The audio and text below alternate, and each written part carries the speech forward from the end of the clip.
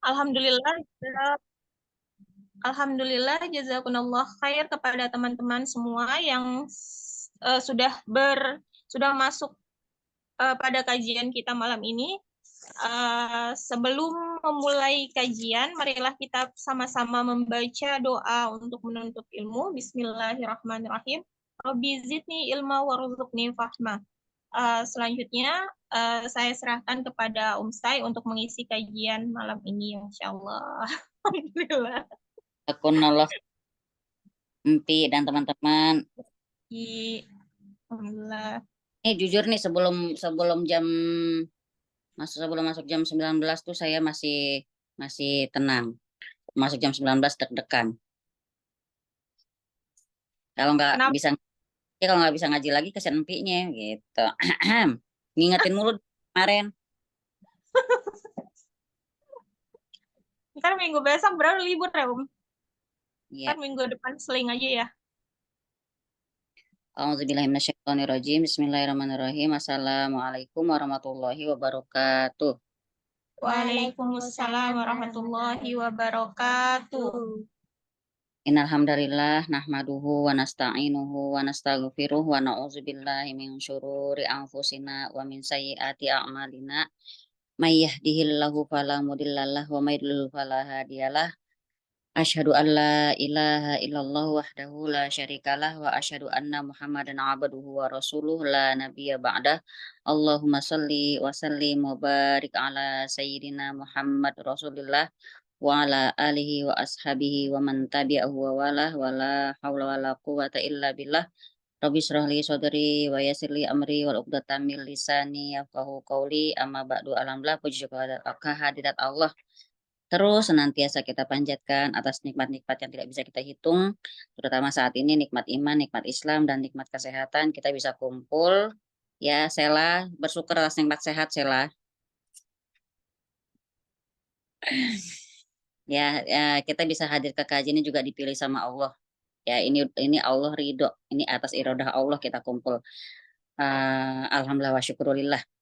Tidak lupa juga sholat salam marilah kita sampaikan juga untuk junjungan kita Nabi besar Muhammad SAW. Allahumma sholli wa sallim wa barik alaih. Semoga kelak kita berkumpul bersama beliau di telaganya. Amin ya rabbal alamin. Teman-teman, kita masuk ke halaman 194 ya, Pi ya. Iya, Insya Allah. Mulai paragraf berapa dari awal? Enggak, iya dari awal. Kan kemarin terakhir itu sampai ujungnya kan. Oh, 193. Iya. oh iya. Ini kita lagi ngomongin pelaku-pelaku maksiat ya. Kita lagi ngomongin pelaku-pelaku maksiat, betapa lancangnya, betapa beraninya segolongan ciptaan Allah yang sama manusia ini, ya kecil padahal tapi berani banget melakukan kemaksiatan di hadapan Zat yang maha besar, maha agung. Yang padahal bumi, gunung, lautan, semua itu nggak ada yang berani untuk melakukan maksiat di hadapan Allah. Ya, kita mah gunung gedean mana? Hai anaknya Mbak Empi. Halo sayang, namamu siapa nang? Siapa namanya? Hai, Fazura. siapa namanya? Fazura. Iya. Fazura. Azura, gunung sama manusia gedean mana?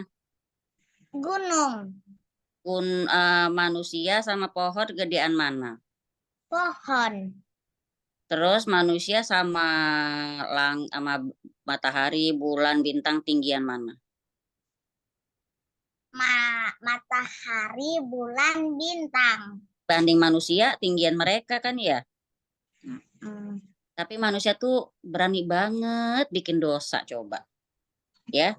Sedangkan gunung gak berani sama Allah. Pohon gak berani sama Allah. Matahari, bulan, bintang gak ada yang berani sama Allah. Tapi manusia berani coba. Azura, berani nggak ngelawan mama? Ayo, berani nggak marahin mama? Tidak boleh ya. Tidak boleh. Ada yang menyium. Ah, udah, Udin. Ya, jadi kalau ngomong soal hukuman, Manusia mungkin kita sering baca hukuman manusia itu neraka apa segala macam, tapi karena belum kelihatan mereka masih berani. Jadi sungguh hukuman yang seharusnya diterima pelaku maksiat tidak akan sanggup dipikul oleh gunung-gunung yang kokoh. Gunungnya kokoh aja nggak berani memikul dan nggak sanggup memikul hukuman yang akan diterima oleh pelaku maksiat. Apalagi dipikul oleh seorang hamba yang lemah dan tak berdaya ini. Sungguh zat yang dihadapi para pelaku dosa ini walaupun dosa itu kecil adalah zat yang maha agung. Tidak ada yang lebih agung darinya. Maha besar. Tidak ada yang lebih besar darinya. Maha mulia, tidak ada yang lebih mulia darinya. Serta zat yang memberikan seluruh nikmat, baik besar maupun kecil. Ini adalah perkara yang paling jelek, buruk, dan keji. Andaikan ini ditujukan kepada para pemimpin dan petinggi yang mulia dari kalangan manusia, tentu akan dianggap buruk oleh setiap orang, baik mukmin maupun kafir. Pak Zura, tahu nggak dosa maksiat salah satunya apa? Dosa orang-orang Melawan orang tua, membantah mama, bersuara tinggi di depan orang tua, itu maksiat dan itu dibenci oleh Allah. Ya, itu siapa tuh yang di samping Mbak Aulia tuh? Aisyah. Waduh, Aisyah. Sekarang jamaah saya banyak banget ya, Masya Allah. Bagus, babnya Ikutan. kalau udah halaman 300-an bab homoseks tuh ngeri banget dah. Ya. Jadi, orang yang paling hina dan tidak memiliki harga diri adalah orang yang menunjukkan perbuatan-perbuatan rendah di hadapan manusia. Bener nggak? Kalau orang udah berani ngeliatin dosanya di hadapan manusia kan hina banget ya.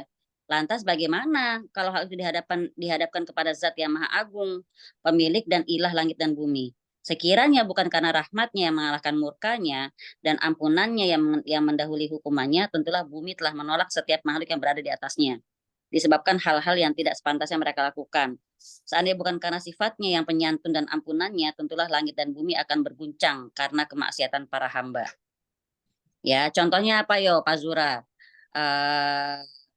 Hukuman Allah yang terjadi di bumi gara-gara banyak pelaku dosa, yaitu gempa bumi. Jadi gempa bumi itu karena bumi lagi gemetar ketakutan. Kok manusia bikin dosa katanya gitu. Bukan gemetar ketakutan kelaparan kayak Pak Zura, bukan. Bunda aku belum makan siang gitu. Nah, beda ya. Allah Ta'ala berfirman di surat Fatir ayat 41. Sungguh Allah yang menahan langit dan bumi agar tidak lenyap. Dan jika keduanya akan lenyap, tidak ada seorang pun yang mampu menahannya selain Allah. Sungguh dia maha penyantun, maha pengampun. Jadi masih ada langit, masih ada bumi ini karena ditahan sama Allah. Gitu ya. Karena coba contohnya di mana dalilnya di ayat kursi. Ya, Al-Baqarah ayat 255. Perhatikanlah, Rob kita menutup ayat di atas dengan dua nama dari nama-namanya, yaitu Al-Halim, Al-Ghafur. Ya, innahu kana haliman ghafuro. Yang maha pengampun, maha penyantun. Apa yang kamu dapatkan dari naungan kedua nama tersebut? Sekiranya bukan karena sifatnya yang penyantun dan ampunannya, pasti langit dan bumi tidak akan mampu bertahan. Jadi karena sifat penyantun Allah lah, maka langit bumi bisa bertahan melihat kemaksiatan para manusia. Allah Ta'ala mengabarkan akibat sebagian perbuatan kufur yang dilakukan para hambanya, yaitu hampir saja langit pecah dan bumi terbelah dan gunung-gunung runtuh karena ucapan itu. Apa ucapan itu maksudnya tuh? Surat Maryam ayat 90. Ayo, siapa yang tahu? Dapat kuota 50.000. Surat Maryam 90. Jadi hampir saja langit pecah, bumi terbelah, gunung-gunung runtuh karena ucapan itu. Ucapan apa? Ucapan para kafir yang bilang Allah punya anak. Ya. Allah mengeluarkan bapak dan ibu manusia dari surga disebabkan keduanya mengerjakan satu dosa dan mengerjakan larangannya. Iblis dilaknat, diusir dan dikeluarkan dari kerajaan langit dan bumi disebabkan dia mengerjakan satu dosa karena menyelisih perintahnya. Sementara kita, hai kumpulan orang-orang dungu, adalah seperti yang dinyatakan dalam syair. Kita menyambung dosa dengan dosa lain, tapi mengharapkan derajat surga di sisi kenikmatan yang kekal. Padahal kita tahu bahwa bapak ibu kita dikeluarkan hanya dari kerajaannya hanya karena satu dosa. Kira-kira matching nggak tuh ya? Bapak ibu kita Adam dan Hawa dikeluarin dari dosa, dikeluarin dari sorga, tempat yang terenak, terindah, sampai dikeluarin loh dihukum, bukan bukan sekedar diperingatkan saja, tapi langsung dikeluarkan dari surga hanya gara-gara satu dosa. Kita punya banyak dosa ngarepin sorga. Nah, ayo, ya nggak Pi? Mbak Cynthia, kita dosanya banyak tapi ngarepin surga, masya Allah. Apa yang nggak kurang penyantunya Allah tuh sama kita? Maksudnya, terkadang kondisi hamba yang telah bertaubat menjadi lebih baik daripada sebelum berbuat dosa. Bahkan derajatnya menjadi lebih tinggi. Tapi, maksiat itu juga melemahkan tekad pelakunya dan membuat hatinya terkena penyakit. Yaitu apa? Ketika terapi taubat tidak mampu mengembalikan kesehatan hatinya dan membuatnya kembali ke derajat semula. Bisa jadi penyakit tersebut kemudian hilang. Kesehatan hatinya menjadi pulih seperti sedia kala. Dia kembali melakukan amal soleh yang dahulu hingga kembali ke derajat semula. Semua yang kami sebutkan di sini adalah jika derajat seorang hamba turun karena maksiat. Tapi kalau derajat hamba tadi turun karena perkara-perkara yang merusak pokok keimanannya seperti bimbang, ragu, munafik, maka penurunan derajat seperti ini tidak dapat diharapkan kenaikannya lagi. Kecuali kalau pelakunya memperbarui pokok keislamannya. Maksudnya apa tuh? Bimbang sama agamanya sendiri, ragu sama agamanya sendiri, ya. Ini termasuk juga bisa menjadi nawakidul Islam. Apa nawakidul Islam? Hal-hal yang membatalkan keislaman seseorang. 41 coba baca Bu Mima.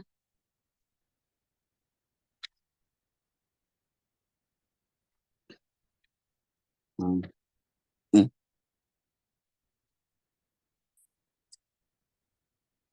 Bu Mima belum dihidupin. Maksiat menyebabkan berbagai makhluk berani mengganggu pelakunya. Di antara dampak maksiat, berbagai makhluk berani mengganggu pelakunya, padahal sebelumnya mereka takut melakukannya. Syaitan pun berani terhadapnya.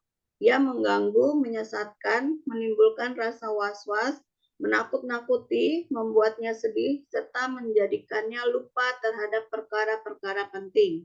Syaitan berani menghasutnya untuk mendurhakai Allah dengan sungguh-sungguh. Syaitan-syaitan dari kalangan manusia juga berani terhadap pelaku maksiat. Mereka melakukan gangguan terhadapnya sesuai kemampuan mereka, baik dengan maupun tanpa sepengetahuannya. Di samping itu, istrinya, pembantunya, anak-anaknya, tetangganya, hingga binatang ternak sekalipun berani terhadapnya. Di antara para salaf ada yang berkata, aku bermaksiat terhadap Allah Subhanahu wa taala, kemudian aku merasakan pengaruhnya pada tindak tanduk istri dan hewan tungganganku. Ditambah lagi, pemerintah berani mengambil tindakan kepadanya dengan menjatuhkan hukuman. Jika memang mereka berlaku adil dan menegakkan hukum Allah, begitu pula dengan jiwanya sendiri yang menjadi liar dan menyulitkannya. Jika orang itu ingin berbuat kebaikan, maka jiwa tersebut tidak mau menaati dan tunduk kepadanya, melainkan justru membimbingnya kepada perkara-perkara yang membinasakannya, baik secara sukarela ataupun terpaksa. Demikianlah ketaatan adalah benteng Allah, siapa saja yang memasukinya akan merasa aman di dalamnya. Andaikan seseorang meninggalkan benteng tersebut, para perampok dan makhluk lain akan berani menyerangnya. Keberanian pihak lain terhadap pelaku dosa sebesar keberanian orang itu di dalam mendurhakai Allah. Ia tidak lagi mempunyai alat untuk melindungi diri sewaktu keluar dari benteng ketaatan. Sebab zikir, ketaatan kepada Allah, sedekah, membimbing orang bodoh, serta amar ma'ruf dan nahi mungkar merupakan penjaga bagi hamba. Seperti halnya imunitas yang mencegah dan menolak penyakit. Jika imunitas tersebut hilang, maka penyakit pun menang sehingga membinasakannya. Oleh karena itu, seorang hamba harus memiliki pertahanan diri. Penyebab Penyebab munculnya keburukan dan kebaikan saling berlawanan. Kekuasaan menjadi milik pemenangnya, sebagaimana telah disebutkan sebelumnya. Jika sisi kebaikan menguat, pertahanan juga menguat. Sungguh, Allah membela orang-orang yang beriman. Sementara itu, iman bergantung pada perkataan dan perbuatan seseorang. Maka itu, tingkat pertahanan seseorang tergantung pada kekuatan imannya. Wallahul musta'an. Wallahul musta'an, dan Allah Maha menolong. Sekarang kita lihat bagaimana dampak maksiat itu bisa membuat makhluk-makhluk lain tuh berani kepada si pelaku maksiat. Di antara dampak maksiat itu bahkan setan pun berani mengganggu manusia ya. Dia mengganggu, dia menyesatkan, bikin was-was, nakut-nakutin, bikin sedih, bikin dia lupa sama perkara-perkara penting. Setan berani menghasut dia untuk mendurhakai Allah dengan sungguh-sungguh. Nah, ini pertama yang paragraf pertama ini membicarakan setan yang tidak kelihatan ya. Setan yang disebut di surat An-Nas min syarril waswasil khannas. Nah, ini paragraf pertama ini saya temuin banget kemarin malam apa ya? Selasa malam ya, Selasa malam, malam Rabu. Ehm, saya ngerukyah temen teman dekat udah dari tahun 2014 dia belajar rukyah ya. Dan memang gangguannya itu selain jin nasab juga dia sihir karena dia orang Kalimantan, dia kena sihir juga. Nah, karena dia itu juga rajin rukyahnya, bahkan bukan cuma saya saja, dia belajar ke sono, belajar ke sini, ke Ustadz Nurudin, ke Ustadz Anu, ke Ustadz itu, pokoknya insya Allah yang syar'i semua dia cari sama dia. Jadi karena memang jinnya banyak banget. Jadi waktu sekali saya datang aja itu yang keluar dari badan dia 200-an jin gitu ya, belum lagi yang sama ustadz-ustadz lain. Kok banyak banget? Karena dia kenanya udah lama, tapi dia nggak berasa gitu loh. Apa yang dibilang kalau hamba itu dekat sama Allah dia beruntung? Apa beruntungnya? Beruntungnya itu kalau orang orang dekat sama Allah dia akan terasa. Kalau terganggu, kalau orang jauh dari Allah dia nggak akan terasa. Tahu-tahu ya ambruk aja gitu. Jadi dia itu dulu itu sibuk banget dengan butiknya. Dia pokoknya dia bilang sendiri ngeliat Quran tuh ngeliat aja, malas banget bacanya. Pokoknya bertahun-tahun seperti itu. Begitu dia niat hijrah dan dia rukyah mulai tuh terasa semua gangguan itu gitu ya. Sampai teman-teman tahu kan kalau orang nasab itu kan biasanya kayak kayak indigo gitu kan. Nah, eh, jadi karena dia sensitifnya itulah dia merasa beruntung banget kenal sama rukyah. Kenapa? Karena misalnya nih sensitifnya dia itu sampai-sampai kalau di kemana-mana suka reaksi. Ke tempat yang ada sesuatu pasti dia reaksi. Ke tempat makan yang memang pakai sesuatu dia pasti reaksi. Gitu ya. Sampai itu waktu 5 tahun lalu masih masih dia energik, masih bisa kemana-mana ikutin rukyah sono sini. Sampai ke sini mulai namanya umur ya. Dia itu udah mulai nggak bisa kemana-mana karena 4 tahun ini tiap hari nggak pernah nggak sakit kepala. Kasihan deh gitu ya. So saya mohon doa teman-teman juga doain dia walaupun teman-teman nggak kenal. Tapi itu semangat rukyahnya itu nggak pernah padam ya. Maksudnya malah dia selalu kayak orang yang ibadahnya sudah khusyuk lah ya untuk hijrah.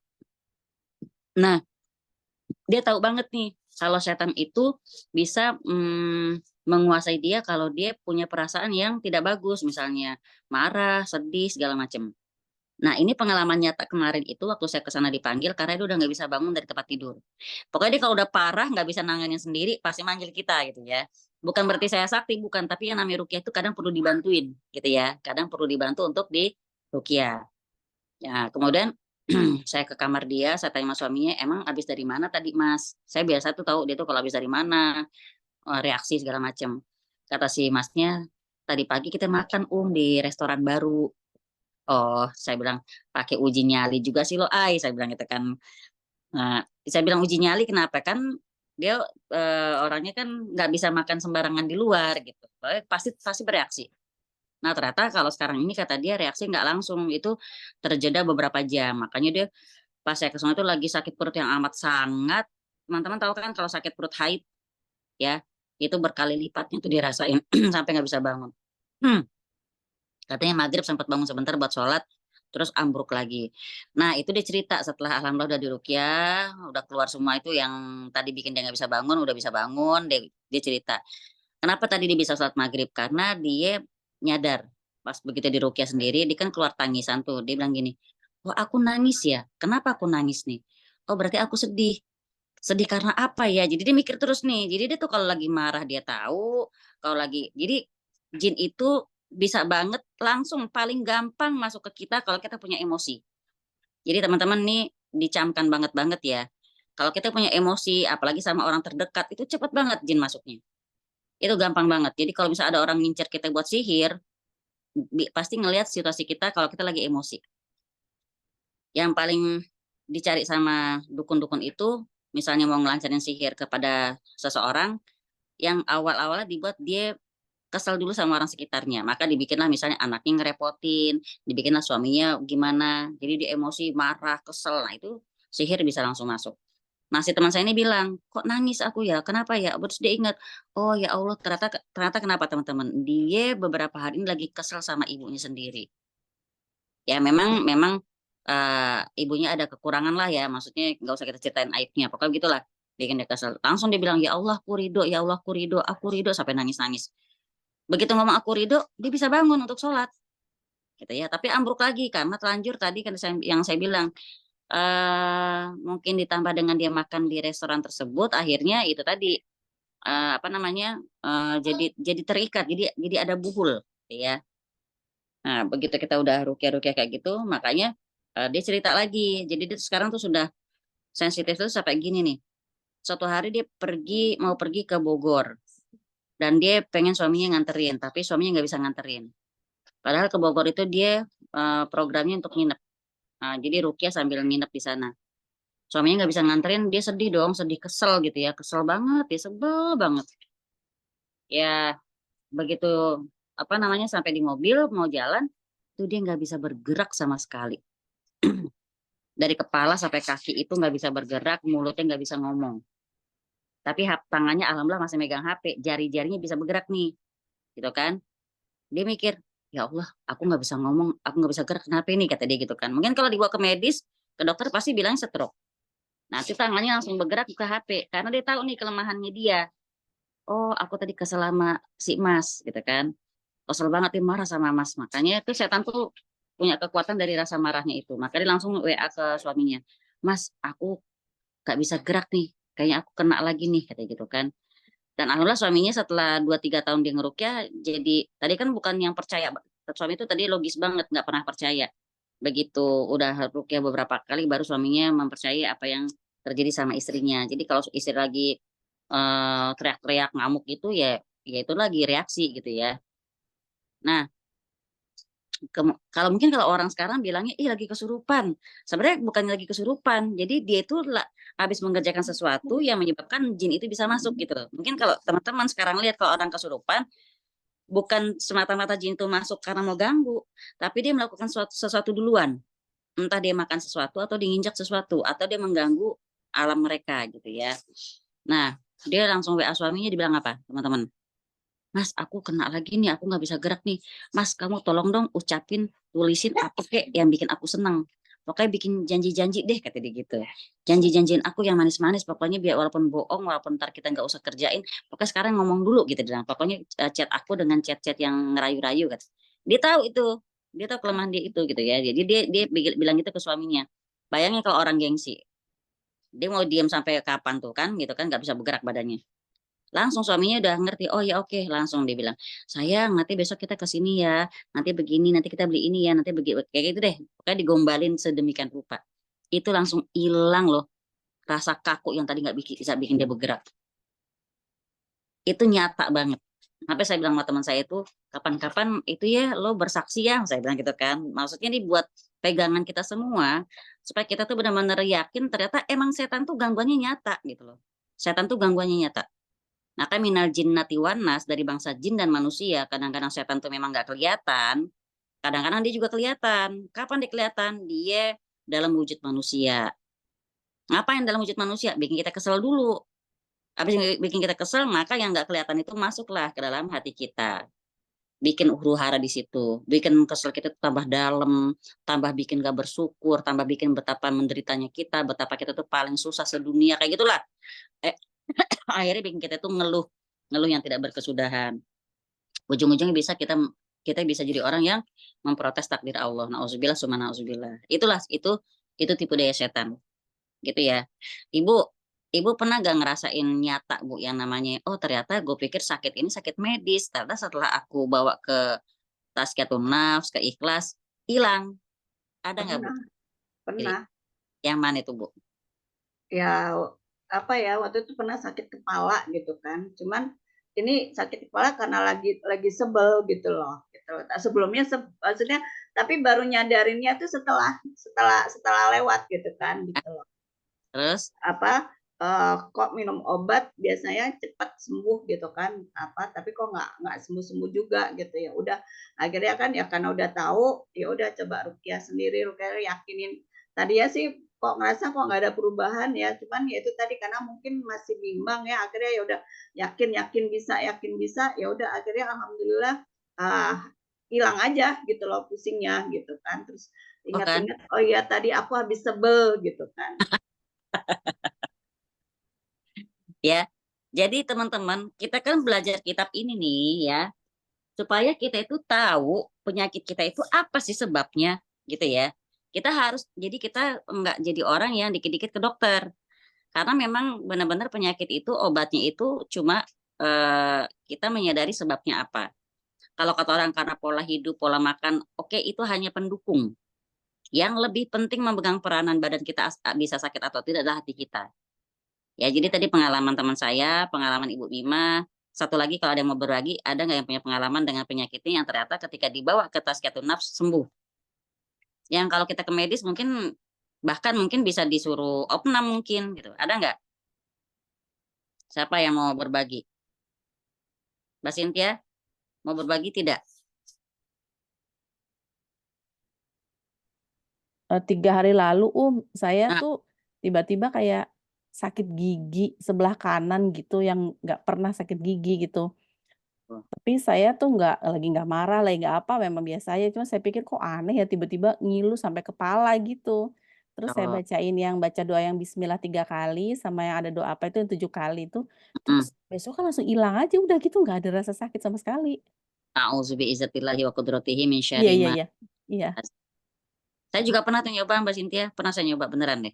Mhm. Jadi sakit di mana ya? Kepala pada dada saya lupa.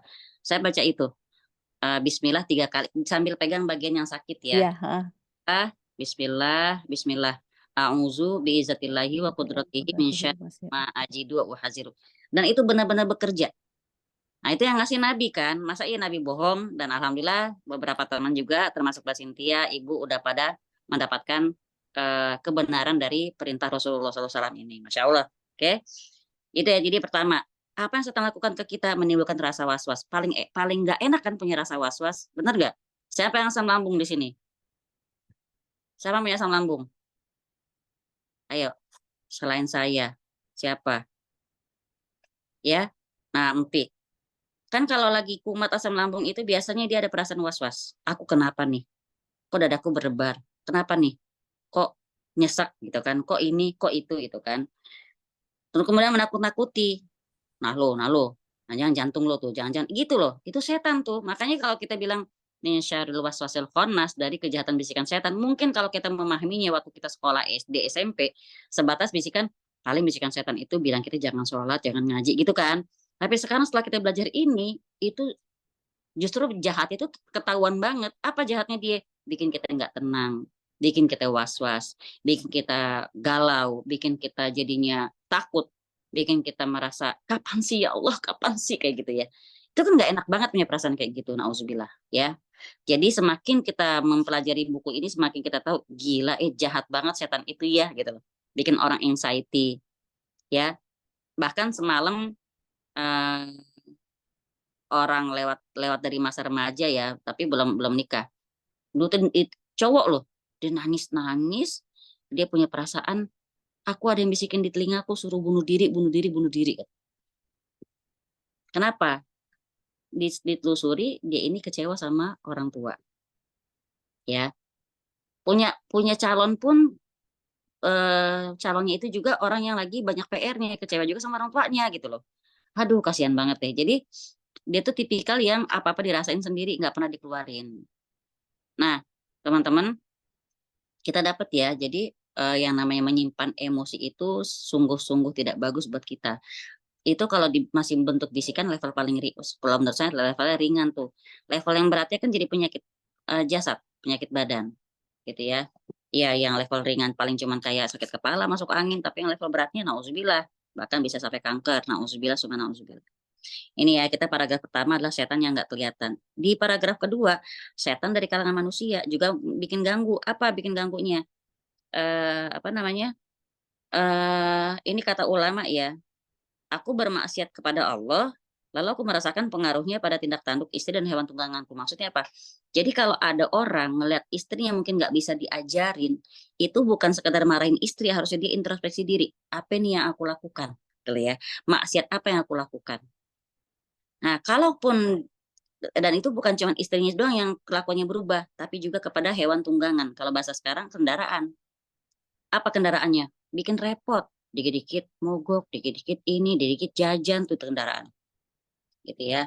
Nah, tapi mungkin ada lagi yang bertanya, tapi ada suami mungkin maksiat, tapi kok istri baik ya? Atau istri maksiat, tapi kok suami baik ya? Wallahu a'lam. Kita itu rahasia Allah ya, Allah aja yang tahu. Kan itu kan di penglihatan kasat mata kita. Entah mungkin eh, Allah emang lagi pengen si suami ini mungkin kelak dia jadi orang yang soleh, yang sadar, yang tobat, maka dia dipercayakan untuk hidup sama si perempuan solehah ini. Mungkin kita kan nggak tahu. Atau mungkin seorang istri yang bermaksiat tapi suaminya baik, mungkin Allah tahu ke depannya ini isi istri ini akan jadi orang yang baik, solehah. Makanya dia ada di bawah pengawasan suami yang soleh. Gitu ya. Kadang-kadang kita ngeliat kayak gitu ya teman-teman ya.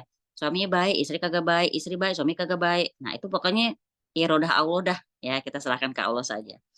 Kemudian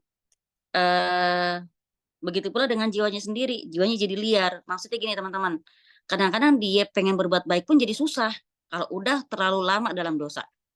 Pengen dibawa taat nggak bisa. Contohnya apa? Pengen dibawa ngaji sakit. Contoh teman saya yang tadi ini, yang teman saya yang saya ceritain, itu jam 8:30 pagi udah pasti sakit kepala. Selesainya zuhur. Dia sampai daftar kelas kita yang online, yang hari Kamis, nggak pernah bisa ikut juga. Kasihan kan? Kasihan banget makanya. Tapi alhamdulillah saya bilang nggak apa-apa, nggak apa-apa. Ambil pahala dari yang lain. Saya bilang gitu. Ya kalau ketika dia nggak sakit, dia ngaji, dia sholat sunnah kan alhamdulillah kan. Itu tadi nggak bisa dibikin dia tuh bisa datang ke pengajian. Subhanallah kan. Ya tadi jiwanya udah apa sudah tidak mau mentaati dan tidak mau tunduk sama dia. Malah dia dibimbing kepada perkara-perkara yang membinasakan dia, sukarela ataupun terpaksa. Demikianlah, maka ketaatan kita pada Allah itu adalah benteng. Kalau kita ada di balik benteng kan ibaratnya panah apapun nggak bisa mengenai kita kan. Jadi kalau ada orang sengaja untuk tidak taat pada Allah, berarti dia sengaja keluar atau mengeluarkan dirinya dari benteng tersebut. Nah, kalau dia udah keluar dari benteng, berarti apapun yang bisa menyerang dia bisa kena gitu. Kan serangan-serangan setan itu kita bisa ibaratkan sebagai panah. Ya, panah-panah ain, panah-panah sihir, panah-panah gangguan jin itu semua panah. Kalau bahasanya kalau misalnya kita Allah mau ngucapin dia salah sendiri, kamu ngeluarin diri kamu dari penjagaan aku. Ya udah gitu loh ya. Maka siapa aja yang memasuki benteng tersebut dia akan aman. Kalau dia keluar dari benteng tersebut, dia ninggalin dengan sengaja, maka para perampok dan makhluk lain akan berani menyerangnya. Nah, ini ya kita sudah, insya Allah kita sudah tahu. Jadi keberanian pihak lain terhadap pelaku dosa besar sebesar keberanian orang itu dalam mendurhaki Allah. Makin dia berani durhaka sama Allah, maka makin berani pula setan-setan itu mengganggu dia. Dia nggak punya lagi alat untuk melindungi diri sewaktu keluar dari benteng ketaatan. Sebab apa? Sebab zikir, kata Allah, sedekah, membimbing orang bodoh, amar ma'ruf nahi munkar itu merupakan penjaga bagi hamba. Maksudnya apa teman-teman? Yang namanya yang ngejagain kita itu bukan cuma sama sholat ngaji doang. Jadi kalau kita jadi orang yang baik, jangan baik sendiri. Tapi ajak-ajak orang lain. Ajak anak kita, ajak pasangan kita, ajak teman kita gitu ya. Habis diajak gak mau. Yang disuruh tuh ngajak, bukan disuruh bikin orang gitu ya. Yang Allah perintahkan adalah mengajak. Tapi Allah ada tuh. Mbak Rahma belum di-mute sayang.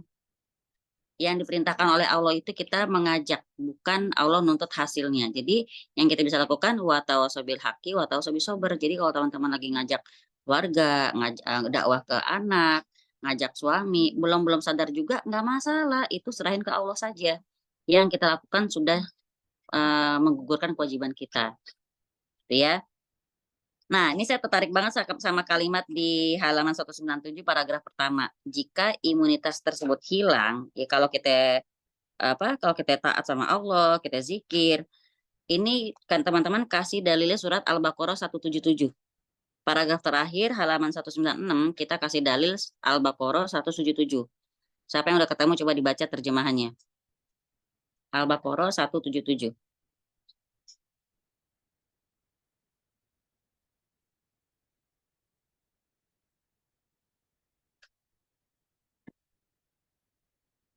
Ibu Mima itu asisten sebelah suruh buka Quran dia.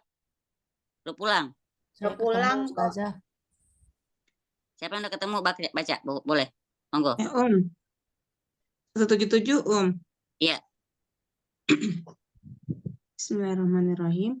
Kebajikan itu bukanlah menghadapkan wajahmu ke arah timur dan ke barat, tetapi kebajikan itu ialah kebajikan orang yang beriman kepada Allah, hari akhir, malaikat-malaikat, kitab-kitab, dan nabi-nabi, dan memberikan harta yang dicintainya kepada kerabat, anak yatim, orang-orang miskin, orang-orang yang dalam perjalanan musafir, peminta-minta, dan untuk memerdekakan hamba sahaya, yang melaksanakan sholat dan menunaikan zakat, orang-orang yang menepati janji apabila berjanji, dan orang yang sabar dalam kemelaratan, penderitaan, dan pada masa peperangan. Mereka itulah orang-orang yang benar dan mereka itulah orang-orang yang bertakwa. Insya Allah. Tuh ya. Jadi, misalnya gini, kok aku udah sholat, udah ngaji, tapi masih berat banget sih ujiannya. Pernah mungkin ada pertanyaan seperti itu. Kalau kita ngomong soal imunitas, ya, kan vitamin banyak banget ya Bu, buat imunitas Bu ya. Ibu Mima, Mbak Empi, Mbak Cynthia, Mbak Aulia. Yang namanya vitamin itu banyak banget. Ada apa? B kompleks, vitamin D3, K2, apalah segala macam. Ya kan? Makin bagus vitamin yang bisa dia dapetin, yang bisa dibeli, berarti kan makin bagus imunnya. Bener nggak? Ya. Kalau buat kalsium misalnya, mungkin kalau yang kagak punya duit, beli kalak yang dari puskesmas, yang 5.000 bisa dapat berapa biji, tuh kan? Nah, kalau mungkin yang mampu bisa beli yang lebih bagusan lagi. Nah, kemudian contoh kayak penyakit autoimun itu kan kalau misalnya kalau kata dokter itu bisa juga dihajar dengan vitamin D. Ya, teman saya bahkan nggak mau minum obat-obatannya malah dia merutinkan vitamin D dan itu terasa banget setelah 3 bulan dikonsumsi. Maksud saya gini, sholat, ngaji itu memang penting. Tapi teman-teman harus ada benar-benar keringatnya untuk dakwah untuk agama Allah. Maka karena tadi di Al-Baqarah dibilang kebajikan itu bukan cuma ngadepin wajahmu ke timur atau ke barat saja, maksudnya kebajikan itu bukan cuma sholat saja, tapi harus keluar, lihat kondisi sekitar, lihat tetangga kita, siapa yang butuh dibantu. Ya, maka kebajikan itu adalah dia harus benar-benar bisa sedekah, terus membimbing orang yang bodoh, terus kemudian dia amar ma'ruf nahi mungkar. Nah, itu bisa jadi imunitas yang mencegah dan menolak penyakit dari badan dia. Gitu ya. Maka benar kata Nabi SAW, intan surullaha yang surkum. Kalau kamu tolong agama Allah, maka Allah akan tolong hidup kamu. Wa yusabit aqdamakum dan dikokohkan pijakan kamu. Maksudnya kita nggak dibikin lemah berdiri di hadapan manusia gitu. Nah, jika imunitas tersebut hilang, maka penyakit pun menang hingga membinasakan dia. Maka oleh karena itu seorang hamba harus memiliki pertahanan diri.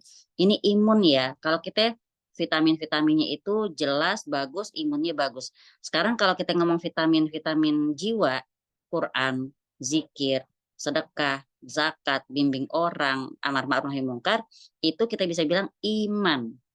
Iman kita juga terjaga, kan gitu kan? Makin mantap pertolongan kita untuk agama Allah, maka makin mantap iman kita. Makin mantap imannya, makin susah setan ngegodain. Jadi yang harus kita jaga apa teman-teman? Iman dan imun. Ya. Maka penyebab munculnya keburukan dan kebaikan itu saling berlawanan. Kekuasaan menjadi milik pemenangnya. Sebagaimana telah disebutkan tadi. Kalau sisi kebaikan menguat, maka pertahanan juga menguat. Dan Allah pasti jadi pembela buat orang-orang yang beriman. Apa janji Allah di surat Al-Isra 80 2 kan, 8283. Dan kami turunkan Quran itu agar dia bisa jadi obat dan rahmat buat orang beriman. Gitu ya. Allah nggak bilang orang Islam, tapi orang beriman. Maka tadi kalau udah jadi orang yang beriman, Allah belain. Sementara itu iman bergantung pada perkataan dan perbuatan seseorang. Maka itu tingkat pertahanan seseorang tergantung pada kekuatan iman dia. Dapat insya Allah ya di poin 41. Ada setan yang nggak kelihatan, ada setan yang kelihatan. Keduanya sama-sama jadi ujian buat kita. Sekarang kita ke poin 42. Maksiat mengkhianati pelakunya pada saat dibutuhkan. Di antara dampak maksiat adalah menghalangi pelakunya dalam memperoleh hal yang paling dibutuhkan oleh jiwanya. Setiap orang membutuhkan pengetahuan tentang perkara yang bermanfaat atau mudarat dalam kehidupannya, baik dunia maupun di akhirat. Orang yang paling berilmu adalah yang paling mengetahui secara rinci tentang hal itu. Sedangkan orang yang paling kuat dan paling cerdas adalah orang yang mampu menjaga diri dan keinginan lalu menggunakan kemampuan itu untuk mendapatkan apa yang bermanfaat baginya dan menjauhkan sesuatu yang membahayakannya. Ya, jadi maksudnya dampak maksiat itu tadi mungkin salah satunya.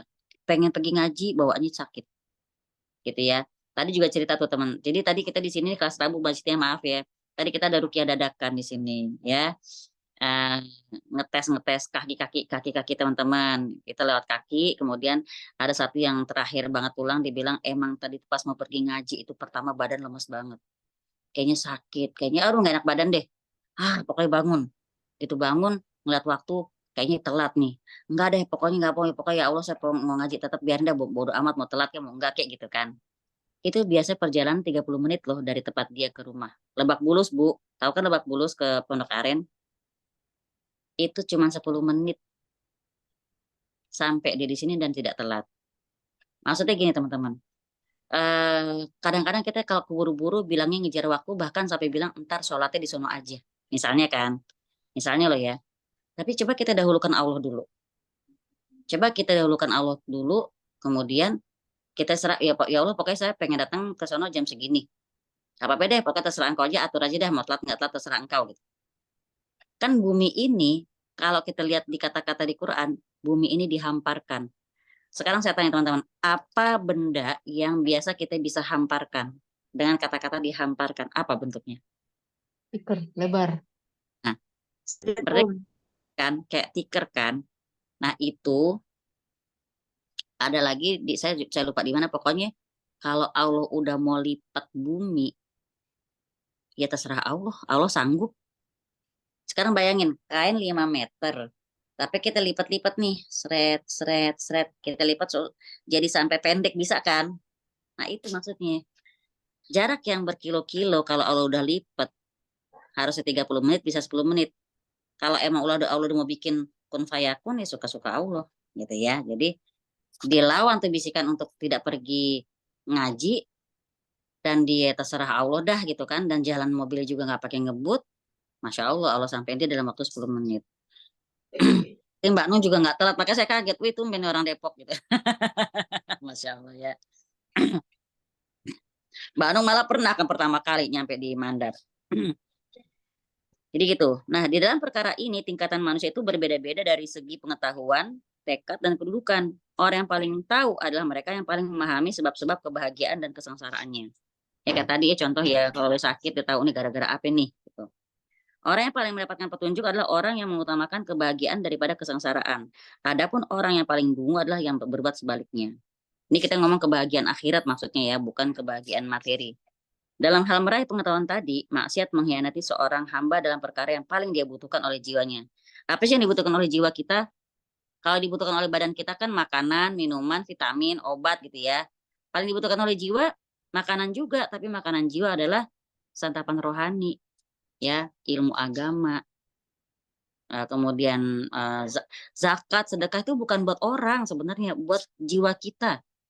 Jadi kita taat sama syariat, jiwa kita yang sehat gitu loh, ya. Kemudian sampai mana sih? Dalam hal meraih pengetahuan tadi, oke ya. Serta dalam hal mendahulukan bagian yang paling mulia, mahal dan kekal atas bagian yang paling rendah, jelek dan tidak kekal. Dosa dapat menghalanginya dari kesempurnaan ilmu tersebut, juga dari perhatian terhadap perkara yang paling utama untuk dikerjakan, serta berbuat sesuatu yang paling bermanfaat baginya di dunia dan di akhiratnya. Apabila hamba tadi terjatuh pada perkara yang dibenci, dan dia ingin terlepas darinya, dia akan dikhianati oleh jiwa, hati, dan anggota tubuhnya. Pernah nggak kayak gini teman-teman? Eh, pengen tahajud. Udah bangun nih jam 2, setengah 3. Matanya ngantuk, ya. Terus badan kayaknya rentek. Terus hati kayaknya malas banget. Pokoknya melemas banget deh. Itu bisa dikatakan anggota tubuh kita mengkhianati tekad kita. Kita pengennya ibadah, tapi mereka nggak mau. Gara-gara siapa? Gara-gara kita juga, gitu ya. Jadi pelaku maksiat ini ibarat, nah itu dia, itu juga saya, Mbak Nung. Pelaku maksiat ibarat orang yang membawa pedang, tapi pedangnya berkarat, nggak bisa keluar dari sarungnya. Petatang petenteng kayak orang bawa senjata, giliran mau dipakai nggak bisa gitu loh. Padahal dia sedang menghadapi musuh yang ingin membunuh dia. Dia meletakkan tangan pada gagang pedangnya, dia berusaha keras untuk mencabutnya, tapi nggak bisa kecabut, nggak mau keluar dari sarungnya. Akibatnya apa? Musuh pun bisa mendatanginya dan memenangkan pertarungan dengan mudah. Siapa itu? Kita. Akhirnya tidur, bangun-bangun azan subuh. Kata setan, iye, kita menang.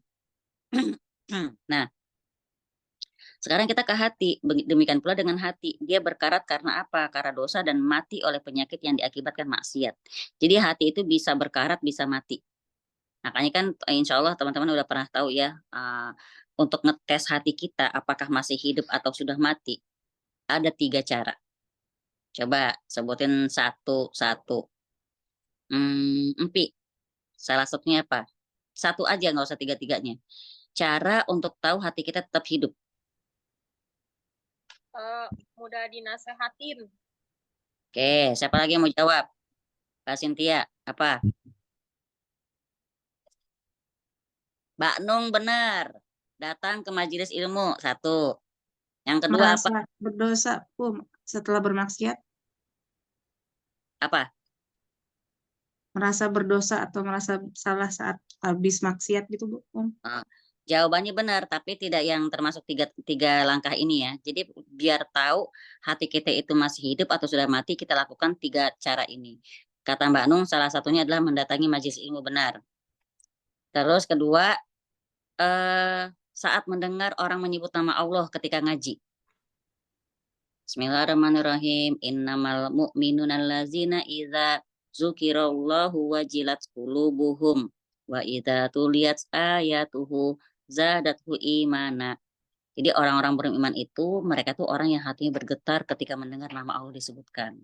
2, ya. Jadi 1, datang ke majelis ilmu. Kedua, ketika mendengar orang baca Quran. Yang ketiga, ketika sedang berdua sama Allah di tengah malam. Kalau 3-tiganya udah dikerjain tapi hati masih ngeflat rasanya, nggak ada getar-getar sedikit pun, hampa aja, biasa aja. Nah, kata ulama, segeralah lakukan sholat sunat taubat dan minta ampun sama Allah, sambil minta sama Allah supaya hatinya diganti sama hati yang baru. Karena itu tanda-tanda hati sudah mati. Gitu ya. Jadi datang ke majelis ilmu, lempeng aja, malah bete, ngantuk, bawaannya pengen pulang. 1. Kedua, dengar orang ngaji biasa aja, nggak ada getar-getarnya. Ketiga, apalagi udah doa berduaan sama Allah sholat tapi biasa aja gitu ya. Nah itu nauzubillah, semoga tidak menimpa kita, Allah musta'an. Nah untuk ngajarin lagi biar kita tuh nggak apa namanya terlalu fokus sama dunia, juga ada 3 tempat yang harus kita datengin. 3 tempat ya, 2 tempat apakah? 2. Datang ke rumah sakit sama datang ke kuburan. Gitu ya. Baik, teman-teman, kita ngomongin hati. Sungguh ya, seseorang hamba itu maju, berperang, dan bertarung dengan hatinya, sedangkan anggota-anggota badan hanyalah mengikuti hati. Jika seorang hamba tidak memiliki kekuasaan terhadap seluruh anggota tubuhnya, gimana dia dapat melindungi diri? Jadi teman-teman, tangan kita, kepala kita, mata kita, hidung kita, semua ini, ginjal, paru-paru, itu semua bergantungnya sama hati. Setiap pagi, nih ya, nanti insya Allah mungkin kita sampai ke situ. Setiap pagi, semua anggota tubuh kita tuh serempak, mereka ngomong ke hati. Otak, ginjal, paru-paru, lever, semuanya itu sampai tangan, kaki kita, mata, telinga, itu semua ngomong ke hati. hai hati, bertakwalah kamu kepada Allah. Jangan sampai kamu melakukan hal buruk pada hari ini, karena kalau kamu melakukan keburukan, kami ikut semua jadi buruk. Kalau kamu melakukan kebaikan, kami semua ikut jadi baik. Gitu loh. Jadi setiap pagi itu semua anggota tubuh kita tuh berpesan pada hati, suruh hati takut sama Allah. Makanya kalau waktu kita ngebahas hadis tentang Allah membuat perumpamaan jalan yang lurus, di situ kan ada dua pengingat. Pengingat pertama adalah Al-Quran, di atasnya Al-Quran ternyata wa'izullah fi qalbi kulli muslim, yaitu rasa takut pada Allah yang ada di hati setiap orang beriman. Nggak ada rasa takut orang ngaji percuma. Gitu loh. Makanya yang ngaji-ngaji Quran itu juga dibagi jadi 3. Salah satunya itu yang saya ingat, orang ngaji itu dia nggak sampai tenggorokan gitu ya. Jadi semua diumpama seperti buah utrujah, seperti buah kurma, seperti buah apa lagi, satu lagi saya lupa. Nah, semoga kita ini termasuk orang-orang yang terus memperbaiki diri. Amin ya rabbal alamin. Ya. Begitu juga halnya dengan jiwa. Maksiat dan syahwat membuatnya buruk. Ada nafsul mutmainnah, ada nafsul ammarah. Ya, nafsul mutmainnah itu jiwa yang tentram. Kita bisa lihat di surat Al-Fajr ayat terakhir.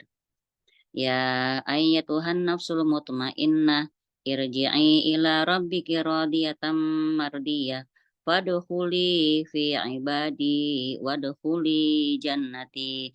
Itu panggilan paling sayang banget dari Allah kepada orang yang beriman. Orang-orang yang syahid. Hari ini pemimpin Hamas juga syahid ya, Ismail Haniyah. Semoga Allah menerima beliau, semoga dia ditempatkan di tempat yang mulia. Nah itu kalau orang kayak gitu tuh, kalau alam ya, misalnya dia memang benar-benar soleh di hadapan Allah, memang dia baik, memang dia solehnya itu sesuai dengan yang kita lihat, itu tadi, ya ayyatuhan nafsul mutmainnah, irji'i ila rabbika radiyatan mardiyah. Wahai jiwa-jiwa yang tenang, kembalilah kepada Rabbmu dengan penuh ketenangan dan keredoan. Ya, kalau dia dikuasai oleh maksiat dan syahwat, dia itu nafsul mutmainnah itu jadi lemah. Kemudian nafsul amarahnya malah menguat dan berkuasa. Setiap kali jiwa yang satu kuat, maka jiwa lain jadi lemah. Jadi dalam konteks ini, kekuasaan akan menjadi milik jiwa yang selalu mengajak kepada keburukan. Tidak menutup kemungkinan bahwa nafsul mutmainnahnya udah mati dan nggak bisa lagi dihidupkan. Seperti itulah kematian di alam barzah, yang tidak pula hidup di akhirat. Kehidupan yang ada tidak bermanfaat, melainkan cuma kepedihan yang hadir.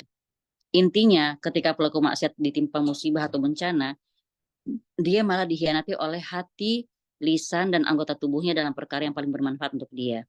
Hatinya nggak tawakal, nggak bisa ngerendahin diri, nggak bisa kembali pada Allah. Lisannya nggak mau banget taat, diajak untuk berzikir. Kalaupun berzikir dia nggak mampu menyatukan antara hati dan lisannya. Mulut zikir, pikiran kemana-mana, hati kemana-mana. Hatinya terpisah dari lisannya hingga zikir yang membawa dampak positif bagi dia. Makanya kadang-kadang kalau lihat orang bergerak-gerak, artinya di sini jangan cepat takjub lah gitu ya. Yang penting kalau lihat orang seperti itu doakan, oh masya Allah semoga dia istiqomah, kayak gitu aja. Ya jangan, dia tuh keren banget loh, setiap ketemu tuh mulutnya nggak pernah berhenti untuk komat kamit. Emang komat kamit apaan? Atau komat kamit mantra gimana? Gitu ya. Oke. Kemudian ditambah lagi hati dan lisannya terhalang dari apa yang disebut dalam zikir. Hingga tidaklah dia berdoa atau berzikir melainkan dengan hati yang lalai dan main-main. Setiap kali orang ini meminta anggota tubuhnya untuk membantu dia dalam ketaatan, mereka menolak dan gak mau tunduk padanya. Serem amat ya, nauzubillah ya. Ini yang dipakai oleh para penganut loa itu loh, yang mengajak anggota tubuhnya untuk terima kasih ya tangan, kamu udah ini aku, terima kasih ya hatiku, terima kasih ya paru-paru, terima kasih. Kayak gitu loh. Salah nggak? Iya kalau nggak pakai tatakan agama ya salah, gitu ya. Sebenarnya kan nggak usah kita berterima kasih. Karena apa? Karena mereka cuma nurutin hati kita. Nah hati ini harus kita tarbiyah. Hati ini harus kita didik gitu loh. Ya terima kasih sama siapa? Sama Allah. Ya apa yang udah jaga hati kita, gitu loh. Ya jadi bukan kita terima kasih sama mereka ini. Mereka justru terima kasih sama kita kalau kita bisa taat sama Allah gitu. Ya. Emang akhir zaman setan bolak-balikin segala sesuatu. Jadi di sini semua dampak ini karena pengaruh dosa dan maksiat. Pelaku dosa itu seperti orang yang punya pasukan untuk melindungi dia dari serangan musuh, tapi dia mengabaikannya. dia sia-siain, dia melemahkannya, dia putus semua jalur informasi mereka. Ironisnya, jadi ketika musuh menyerang, ketika dia pengen pasukannya itu mengerahkan segala kemampuan untuk melindunginya tanpa perlu didukung oleh adanya kekuatan pasukan tersebut. Jadi kalau ada orang apa namanya, dia mengabaikan hal-hal tersebut, dia nggak ajak hati untuk zikir segala macam, berarti dia kayak itu tadi, kayak orang punya pasukan tapi nggak dikerahkan untuk melindungi dia dari serangan musuh. Maka terdapat perkara lain yang lebih menakutkan dan menyakitkan, yaitu pelaku dosa dikhianati oleh hati dan lisannya ketika sedang mengalami sakaratul maut atau hendak berpulang menuju Allah. Bahkan nggak jarang dia terhalangi dari mengucap syahadat, seperti yang banyak disaksikan. Mungkin dulu pernah dengar ceritanya ya, misalnya tukang minyak suruh nyebut nyebut pak minyak kata dia. Ya walaupun itu cerita mungkin entah benar atau tidak, tapi yang jelas pernah ada di hadis Nabi SAW, kita itu akhirnya kita itu bagaimana bentuk akhir kita tergantung kebiasaan kita. Makanya teman-teman mungkin pernah lihat ya, orang meninggal ketika dia lagi sholawat, orang meninggal ketika dia lagi taklim, ngisi kajian. Pas dia ngomong la ilaha illallah, dia meninggal. Masya Allah, itu kematian yang indah banget. Meninggal ketika sujud, meninggal ketika lagi sholat, meninggal ketika dia lagi joget, meninggal ketika lagi nyanyi, meninggal ketika lagi ngegame, na'udzubillah, summa na'udzubillah. Dikatakan kepada sejumlah orang yang sedang menjemput maut, ucapkanlah la ilaha illallah. Ada yang bilang, aku nggak bisa ngucapin. Nauzubillah ya. Ada lagi yang bilang, skakmat, kalah lo sekarang. Gitu. Di saat sakaratul mautnya loh, setelah ngucapin itu dia meninggal. Nauzubillah.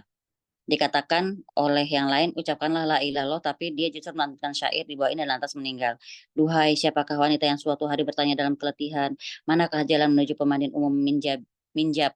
Ada yang ketika sakaratul maut mendendangkan lagu sampai dia menghembuskan nafas yang terakhir.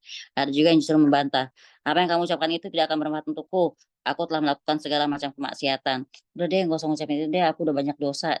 Alhamdulillah.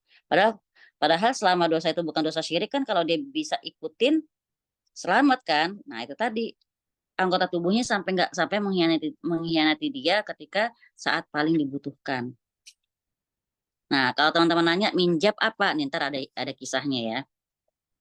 Nah, kemudian setelah itu dia meninggal tanpa sempat mengucapkan kalimat syahadat tersebut. Sampai contohnya juga ada kan Abu Thalib kan pamannya Nabi SAW. Paman, iya Ami, wahai pamanku sayang, ucapin satu kalimat ini. Coba la ilaha illallah. Dengan satu kalimat ini aku akan bisa berhujjah untukmu di hadapan Allah Ta'ala. Tapi itu tadi ya, ragu-ragunya lebih banyak karena di sisi kanan dia ada Abu Jahal sama sama sahabatnya yang bilang, emang kamu meninggalin agama nenek moyang kamu, bla bla bla kayak gitu. Nauzubillah ya. Akhirnya meninggal dalam kondisi belum mengucapkan kalimat syahadat. Nah, kemudian ada yang menjawab, setiap kali aku hendak mengucapkannya lisanku kaku. Saya pernah diberitahu oleh orang yang pernah menghadiri sakaratul maut seorang pengemis. Menjelang ajalnya, si pengemis ini malah terus berkata, recehannya, demi Allah recehannya, hingga akhirnya dia meninggal. Nauzubillah. Saya juga diberitahu oleh sebagian pedagang bahwasanya ketika ada seorang kerabat yang mengalami sakaratul maut dan ditalkin, dituntut untuk kalimat la ilaha illallah, dia malah mengatakan, ini murah nih, ini bagus nih, barang ini begini, barang ini begitu, sampai dia meninggal.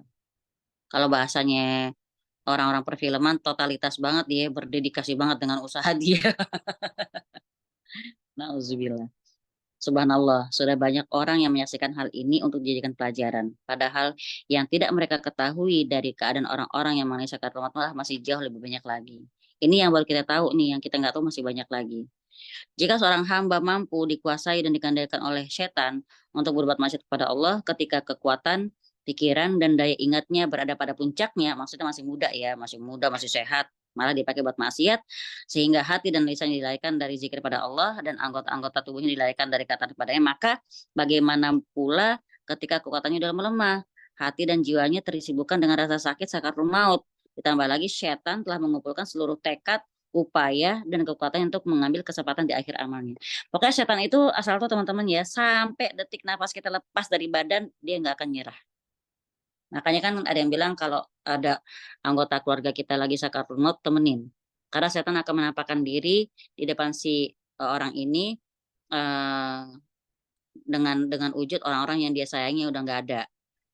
Udah pokoknya dibikin dia sibuk melepas rasa rindunya sampai dia nggak ada waktu buat ngucapin kalimat Allah di akhir hayatnya. Nauzubillah, summa nauzubillah. Ya, kondisi setan yang paling kuat adalah pada waktu itu. Pada waktu si orang ini dekat sakaratul mautnya. Makanya saya pernah ngebayangin waktu pas kita masa pandemi ya. Kan sedih banget ya, sedih banget kalau udah kondisinya sakit, dibawa ke rumah sakit malah nggak bisa pulang. Ya kan, masukin di ICU, nggak ada yang bisa nungguin. Sedangkan maaf-maaf, kalau namanya sendirian di ICU dengan suara mesin, itu kalau setan mau bikin orang itu jadi anxiety, was-was, parno, ketakutan kan bisa banget. Ya, kita di saat-saat sakit nggak usah sakaratul maut, saat-saat sakit aja kita butuh banget ditungguin, ditemenin, disupport, diajakin ngobrol gitu kan. Apalagi mereka-mereka yang di ICU nggak bisa ditengokin terus sampai akhir hayatnya sampai walau alam gitu kan. Nggak bisa kita talkinin ya. Semoga makanya kalau dibilang orang-orang yang meninggal karena wabah itu kan syahid. Semoga mereka-mereka yang kemarin sampai nggak bisa dikuburin dengan layak, semoga mereka-mereka itu syahid. Amin ya rabbal alamin. Ya. Siapa di antara mereka yang bisa selamat? Nah, pada saat itulah surat Ibrahim ayat 27. Yusabbitullahu alladhina amanu bil qawli tsabit fil hayatid dunya wa fil akhirah wa yudillullahu zalimin wa yaf'alullahu ma yasha. Allah meneguhkan iman orang-orang yang beriman dengan ucapan yang teguh dalam kehidupan di dunia dan di akhirat. Dan Allah menyesatkan orang-orang yang zalim dan Allah berbuat apa yang dia kehendaki. Ya suka-suka Allah, karena ketika orang itu hidup dia juga hidup dengan suka-sukanya dia. Maka Allah juga suka-suka aja gitu ya.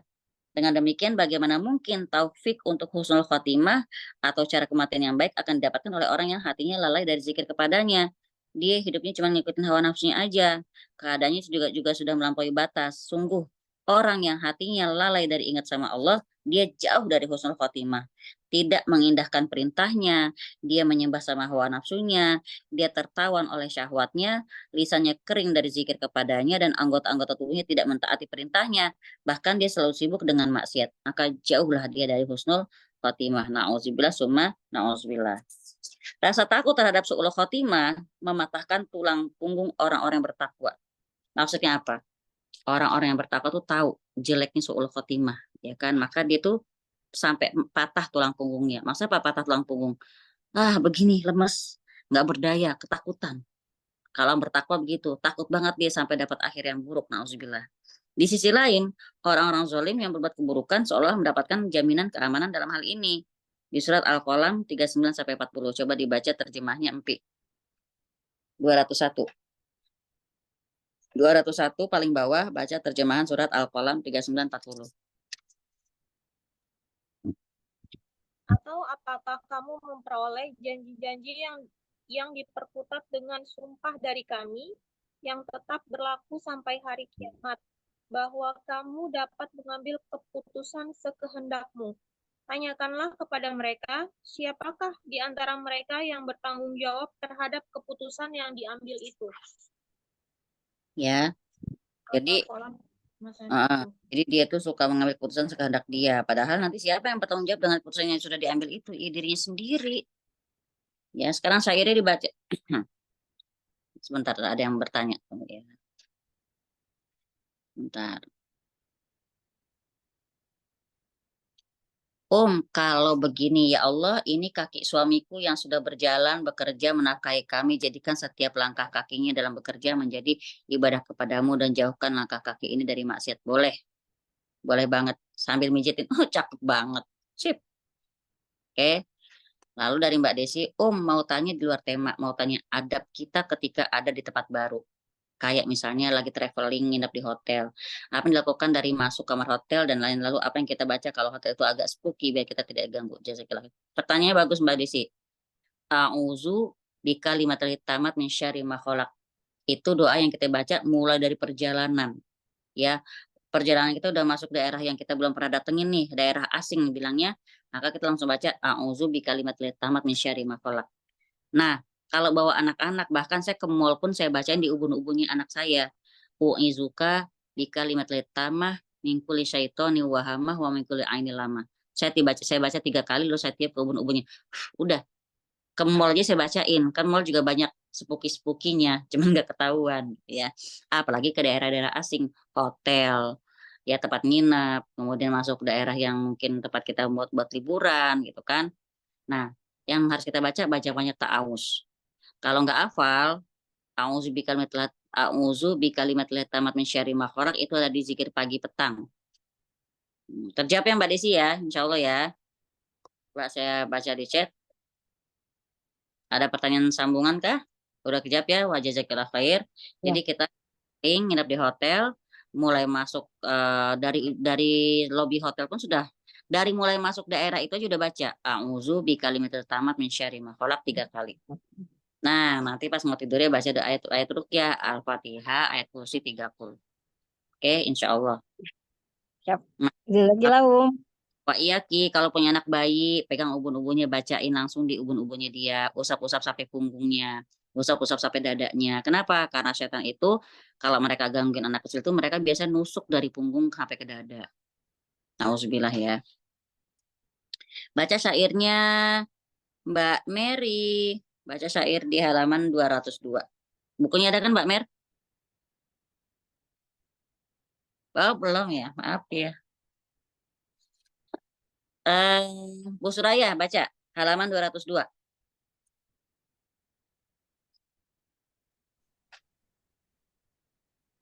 Hal itu sebagaimana yang dikatakan dalam syair, hai orang yang merasa aman dengan perbuatannya yang tercela, apa tanda tangan jaminan demi keamanan telah kamu miliki.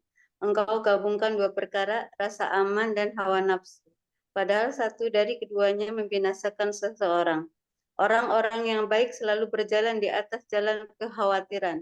Sementara jalan tersebut untukmu tidak pernah engkau lewati. Engkau lalai menanam di musim tanam karena kebodohan. Lalu bagaimana mungkin ketika orang lain panen kau akan menuai? Beginilah sungguh, suatu yang menakjubkan darimu adalah berpaling dari kehidupan negeri abadi dan kehidupan dunia yang akan ditinggalkan. Jadi, demi Allah, siapakah orang yang bodoh itu? Engkaukah? Atau orang yang tertipu dalam jual beli yang segera ia ketahui? Ya, jadi hakikatnya kita di dunia ini lagi jual beli. Ya, kita lagi jual beli. Pokoknya banyak-banyakin amal untuk kita transaksi sama Allah. Itu ya At-Taghabun ayat 17 boleh juga dicatat. Jadi kita kalau jual beli sama Allah nggak akan pernah merugi.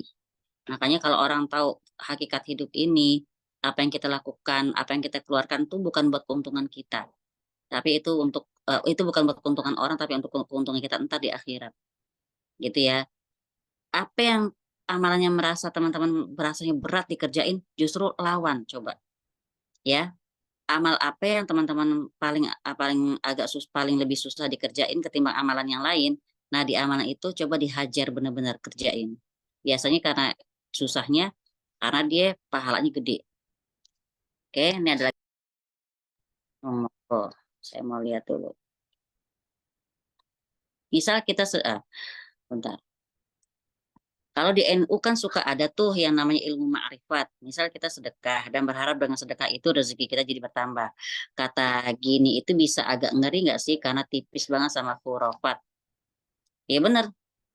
Ini kalau dibilang sedekah, berharap dengan sedekah itu rezeki jadi tambah. Emang janji Allah emang, tapi ketika kita melakukannya jangan langsung ngarep dulu gitu loh. Ya saya nggak usah ceritain orang, saya kasih contoh saya sendiri pernah. Saya pernah ngalamin Mbak Nung. Kan kita saking yakin ya sama yang kita pelajari gitu loh. Pokoknya Allah akan balas berkali lipat katanya.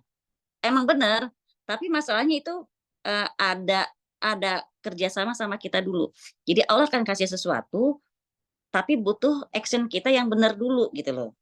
Ya, misalnya kayak Allah kasih pengguguran dosa-dosa buat orang yang sakit, tapi sikap si orang yang sakit ini gimana? Sesuai nggak dengan kriterianya. Kalau sudah kriterianya baru dia dapat pengguguran atas dosa-dosanya. Tapi kalau dia si sakit ini kerjanya ngedumel ngeluh mulu, nggak dapat pengguguran dosa-dosa. Maka tadi pertanyaan Mbak Nung, kita sedekah boleh nggak ngarapin dapat balasan?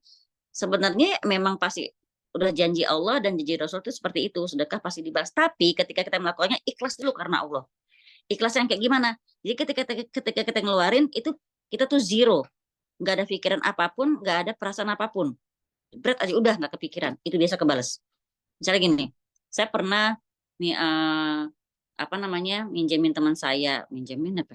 Supaya saya bantu ya, minjemin ya kalau nggak salah. Dia waktu itu butuh 1.250.000 dan duit saya cuma ada segitu-gitunya. Saya nekat tuh semuanya saya pinjemin. Harapan saya pokoknya Allah pasti ganti, Allah pasti ganti. Saya tunggu-tunggu kagak dapat, nggak ada sama sekali. Katanya kebalas, Allah itu saya pernah rasain. Nah, tiba saatnya suatu saat itu udah lewat ya. Pokoknya saya di situ saya belajar, emang ternyata nggak boleh ngarep ya. Tapi katanya dijanjiin itu deh ya. Namanya kita belajar bertahap kan. Tiba saat saya pernah tuh, tahu dapat rezeki tak terduga lah gitu ya, 2 juta misalnya. Saya mikir, gue habis ngapain ya? Gitu kan. Saya ingat, saya ngasih orang 20.000. Tapi enggak, emang namanya 20.000 kan. Pokoknya ngasih aja udah. Kayak teman-teman ngasih ke tukang parkir, nggak mikirin lagi kan. Nah, kalau sedekah begitu, cepet udah gitu loh. Maksudnya bilang, 20.000 aja kebalas 2 juta ya. Coba kalian dulu 1 juta itu kebalasnya berkali lipat jadi berapa itu? Jadi kan gitu. Gitu ya. Jadi ngajarin hati untuk benar ikhlas itu susah banget, Masya Allah. Walaupun memang agama ngajarin kayak gitu. Paham ya Mbak Num ya? Eh, Jadi itu pernah saya bahas di FB tuh Bu Suraya, atau saya cari deh. Pokoknya kita harus punya perasaan yang zero, 0. Gak ada sedikit pun kita, ya Allah bales ya, gak ada. Kecuali emang kita lagi niat tawasulan. Apa tawasul? Kita emang lagi ngarep pertolongan Allah nih. Ketimbang kita nazar, misalnya ya Allah ntar kalau misalnya anak saya keterima PTN, ntar saya mau santunan. Nah itu nazar ya. Kalau kita mau pakai cara tawasul, santunan dulu. Sambil santunan kita minta doa dari mereka yang hadir. Sambil kita doa juga, itu namanya tawasul. Melakukan amal baik dulu, baru kita minta apa yang kita pengenin. Kalau nazar, kata hadis, orang yang nazar itu orang yang pelit. Karena dia, coba kalau anak yang nggak terima PTN, santunan nggak dia? Enggak kan? Jadi kayak pamrih sama Allah gitu. Boleh nanya, Monggo, monggo. Pernah Nah iya, dengar rotib hadat, kenapa? Rotib hadat. Rotibul Hadat itu boleh, saya pernah baca terjemahnya, bagus sih Mbak. Nah, itu katanya kan apa ya, ya? Kayak tameng diri gitu loh, Jadi kalau dibaca itu efeknya bisa yang menjadi lawannya dia. Itu gimana, Ya kan kembali ke niatnya berarti yang baca kan. Kayak Quran Mbak. Quran itu kan mukjizat dari Allah. Dia itu umul kitab ya. Semua ada di situ. Bahkan Allah Ta'ala menjanjikan Quran itu bisa jadi obat. Dan obat apa saja berarti kan. Dan rahmat buat orang yang beriman. Nah, saking mukjizatnya Quran, bahkan orang yang pakai Quran dengan cara yang semena-mena disalahgunakan juga bisa. Contohnya apa? Saya pernah punya teman juga. Dia pakai Quran, tapi buat ngebunuh orang pelan-pelan. Bahasanya kayak ngirim teluh, tapi pakai Quran. Saya nggak mau kasih tahu suratnya ya. Yang jelas itu terjadi. Nah, apalagi sekedar rotibul hadat, suatu doa diyakini sebagai tameng. Sekarang niatnya itu untuk apa? Nanti kalau diyakini buat tameng lalu lantas dibaca dalam bilangan tertentu, ya yang terjadi adalah kodam terdatang ke dia gitu. Enggak ada bilangannya, Ya, dari bilangannya. Tapi nanti khawatirnya yang awam baca itu cuma untuk itu niatnya. Maka itu tadi Mbak ya, itu tipuan ya kalau kita ngomongin tauhid. Mungkin bisa jadi kita lihat orang tuh banyak banget ibadahnya, banyak banget wiridnya. Kita nggak tahu niatnya buat apa. Tahu tuh, insya Allah kalau baca ini katanya buat benteng ini, kalau baca ini buat ini, kalau baca ini buat ini. Nah, nanti mana yang niat dia buat Allah emang dari amalan dia kan nggak ada jadinya. Tertipu kita kan. Nah, apa namanya, kalau syaratnya amal itu diterima adalah niat karena Allah, udah. Tapi orang yang baca rotibul hadat itu dengan niat itu didapat yaitu tadi, mau apa yang kita pengenin dikasih sama Allah cash tunai di dunia, tapi di akhirat nggak ada simpenan sama sekali. Karena auzubillah. Gitu ya Mbak. Nah, kayak yang tadi pengamal rotibul hadat tadi, misalnya dia dapat apa yang dia pengenin, mungkin oke. Tapi lama-lama takutnya niatnya melenceng. Baca itu bukan karena Allah, tapi karena makhluk. Lebih taat nih sama perintah makhluk nih, rotibul hadat. Ketimbang dia mempelajari ilmu-ilmu yang sesuai syariat.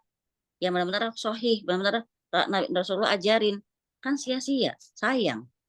Gitu ya. Jangan rotibul hadat, kul huwallah dibaca 1.000 kali, 10.000 kali. Niatnya misalnya buat benteng, bisa. Niatnya buat apa? Bisa. Tapi masalahnya kan semua makanya tergantung niatnya.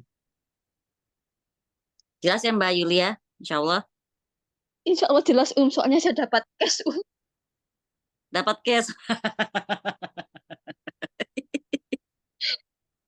Boleh cerita? Monggo. Ayo. Saya kan kalau di TikTok itu kan itu banyak yang itu kan selawatan gitu. Nggih. Terus baca itunya, baca VT-nya itu loh. Iya tak bener. Dan pada saat itu kok kepingin nyoba gitu loh. Nggih, terus? Kepingin nyoba cuma ya bismillah. Pada saat itu kan suami ada panggilan. Jadi selama suami keluar itu memenuhi panggilan itu, saya mendengarkan itu dan Masya Allahnya sore itu dapat jawaban. Aduh, kepingin nangis. Masya Allah. Terus? Ya Keterima? itu kan, iya dikasih cash itu kan. Nggih. Terus? Masih kerja sampai sekarang? Alhamdulillah. Jadi pengen nangis. Maksudnya sekarang udah kerja berarti suami? Alhamdulillahnya makanya tuh dikasih cash itu. Iya, dikasih cash. Tapi kalau nggak dapat tabungan di akhirat gimana? Nah, sekarang Nah ya itu. nggak apa-apa. Saya nggak mau ngejudge ya. Itu berarti ya bisa jadi emang rezekinya sama suami dengan wasilah rotibul hadat tadi. Nah, sekarang istighfar dulu nanti sama Allah Ta'ala, setelah taubat, minta ampun kalau ya dari amal kemarin itu, kalau saya terselip syirik dan pas saya sadari, saya minta ampun ya Allah. Dan tetap karena udah dikasih tuh suami kerjaan kan gitu kan. Oke? Insya Allah. Masalah barokallahu fikum ya Mbak Yulia dan suami bisa atur kerjaan. Oke. Sekarang kita masuk ke poin 43. Maksiat membutakan hati dan melemahkan akal. Di antara dampak maksiat adalah membutakan hati. Jelaslah ya, orang kalau kebanyakan maksiat hatinya buta, nggak bisa lagi menimbang-nimbang, nggak bisa lagi lihat yang buruk dan yang tidak. Sekiranya tidak sampai membutakan hati, maka maksiat akan melemahkan akalnya. Hal ini pasti terjadi. Sebelumnya sudah dijelaskan bahwasanya maksiat melemahkan hati. Jika hati jadi buta dan lemah, pasti dia tidak lagi mengenal petunjuk. Dan dia kehilangan kekuatannya untuk merealisasikan petunjuk tersebut, baik untuk diri sendiri maupun untuk orang lain. Sebab semua itu tergantung pada kelemahan pandangan hati dan kekuatannya. Sesungguhnya kesempurnaan manusia itu terdapat pada dua pokok. Satu, dia kenal yang benar dari yang sesat. Kedua, mengutamakan yang benar daripada yang batil. Siapa yang punya doanya yuk? Allahumma arinal haqqo warzuqna tiba'ah wa arinal batila warzuqna ijtinabah. Apalin. Ya Allah, tunjukkan pada kami bahwa yang benar itu memang benar dan rezekikan kami untuk bisa mengikutinya. Dan tunjukkan pula pada kami bahwa yang batil itu memang batil. Berikan kami kemampuan untuk menghindarinya. Itu doa dibaca supaya kita itu bisa tahu bahwa yang benar itu memang benar. Karena tadi ini kesempurnaan manusia itu ada pada dua pokok, yaitu dia bisa kenal yang benar dari yang batil dan dia bisa mengutamakan yang benar daripada yang batil. Ada orang kenal yang benar dan yang batil tapi dia nggak punya kemampuan untuk ngikutin yang benar. Ada nggak kayak gitu? Ya kan? Dia tahu itu benar. Dia tahu kalau nggak marah itu benar. Tapi dia nggak mau. Ini hati emosi banget, sakit hati kalau nggak dibales. Kan gitu. Ya. Jadi tidaklah terjadi perbedaan kedudukan di antara para makhluk di sisi Allah, baik di dunia maupun di akhirat, melainkan sesuai dengan perbedaan kedudukan mereka pada dua perkara di atas. Dengan kedua perkara tersebut, Allah memuji para nabinya, sebagaimana disebut dalam firman-Nya surat Shad ayat 45. Bismillahirrahmanirrahim. Wazkur ibadana Ibrahim wa Ishaq wa Yaqub ulil aidi wal absar, dan ingatlah hamba-hamba kami yaitu Ibrahim, Ishak dan Yakub yang punya kekuatan-kekuatan yang besar dan ilmu-ilmu yang tinggi. Masya Allah. Udah jelas ya kalau Ibrahim ya, Nabi Ibrahim, Nabi Ishak, Nabi Yakub, ujiannya udah kelas berat itu ya. Lafaz al-aidi bermakna kuat. Kuat apa? Maksudnya mereka itu tangguh, kekeh,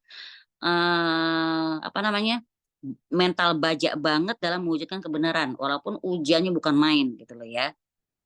Sedangkan lafaz wal absor bermakna pandangan, ilmu dan pengetahuan dalam agama. Jadi Allah mensifati mereka dengan kesempurnaan pengetahuan mereka terhadap kebenaran dan kesempurnaan dalam upaya mewujudkannya. Jadi mereka tahu itu benar dan mereka benar-benar menjalankannya.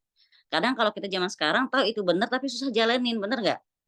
Makanya kadang-kadang ada yang bilang, kalau siapa yang Mbak Nung kalau nggak salah yang nanya ya, gimana kalau ngeliat homoseks atau lesbi di kereta gitu kan? Kita tahu itu salah.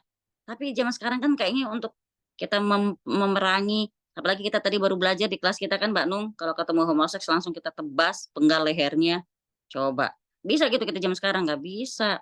Dibilang orang gila kita bisa-bisa. Ya kan? Nauzubillah. Nah, ya udah itu memang jelas tuh ujiannya Nabi Ibrahim, Yakub dan Ishak itu. Nabi Ibrahim karena sering sering kalau bahasa bahasa orang sekarang frontal, ya dia kekeh mewujudkan kebenaran dengan iman dia, dengan perbuatan dia, maka sampai-sampai dia dibakar kan. Bayangin tumpukan kayu bakar itu tinggi, dia dimasukin dalam kondisi nggak pakai baju, ya. Tapi karena dia ikhlas karena Allah Taala, masya Allah. Nah kita sekarang misalnya kita ditumpukin kayu bakar di depan kita, mau dibakar, kita pasti jiper loh. Iya kali kalau kayak Ibrahim nggak kebakar, kalau kebakar gimana ya kan gitu. Ya kan, ya Allah, ya Allah. Oke, dalam hal ini manusia terbagi menjadi 4 kelompok nih di Stabilo ini ya. Kelompok pertama adalah para nabi, yaitu kelompok manusia yang paling terhormat dan paling mulia di sisi Allah. Ini kurang nih kalimatnya. Mereka paling terhormat, paling mulia, tapi ujiannya paling berat. Gitu. Jadi jangan ngiler sama terhormatnya doang. Ujian mereka paling berat dibanding kita. Kelompok kedua adalah lawan dari kelompok pertama, yaitu apa? Orang yang sama sekali nggak punya pengetahuan dalam agama, nggak punya kekuatan untuk menetapkan kebenaran.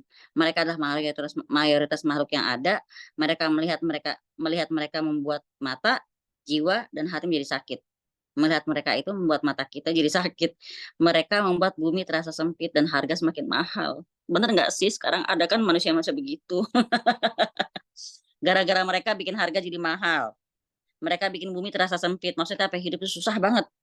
Tidak seorang pun yang mendapatkan faedah persahabatan dengan mereka kecuali orang-orang yang hina dan rendah. Ada nggak Bu orang itu zaman sekarang Bu? Jawab saya Bu.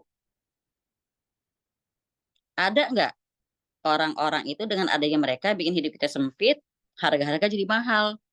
Ada nggak? Ada kan? Siapa yang milih tuh? Ayo. Apa 5 tahun lalu kah? 10 tahun lalu ya lupa nih. Kelompok ketiga adalah mereka yang mengetahui kebenaran tapi lemah, tidak punya kekuatan untuk mewujudkan dan mendakwahkan kebenaran tersebut. Ini adalah keadaan mukmin yang lemah. Mukmin yang kuat lebih baik daripada dan lebih dicintai Allah daripada mukmin yang lemah. Ya nggak apa-apa sih Mbak Nung ya. Soalnya kan dirimu juga ibu-ibu, masa mau langsung mendamprat tuh pasangan gelo di kereta. Ya. Kelompok keempat adalah mereka yang punya kekuatan, tekad, dan semangat, tapi lemah dalam pengetahuan agama. Jadi mereka berani, Mbak. Orasi berani, tapi agamanya sebenarnya nggak terlalu kuat. Hampir-hampir mereka nggak bisa membedakan antara wali Allah dan wali setan. Ya, ini orang yang apa-apa cepet takjub gitu loh. Mereka menyangka bahwa setiap yang hitam adalah kurma. Padahal, ya kecewa juga kadang-kadang ada yang kayak coklat kayak hitam-hitaman. Kecewa. Dan setiap yang putih adalah lemak. Akibatnya mereka menganggap infeksi sebagai lemak dan obat yang manjur sebagai racun. Astagfirullahaladzim.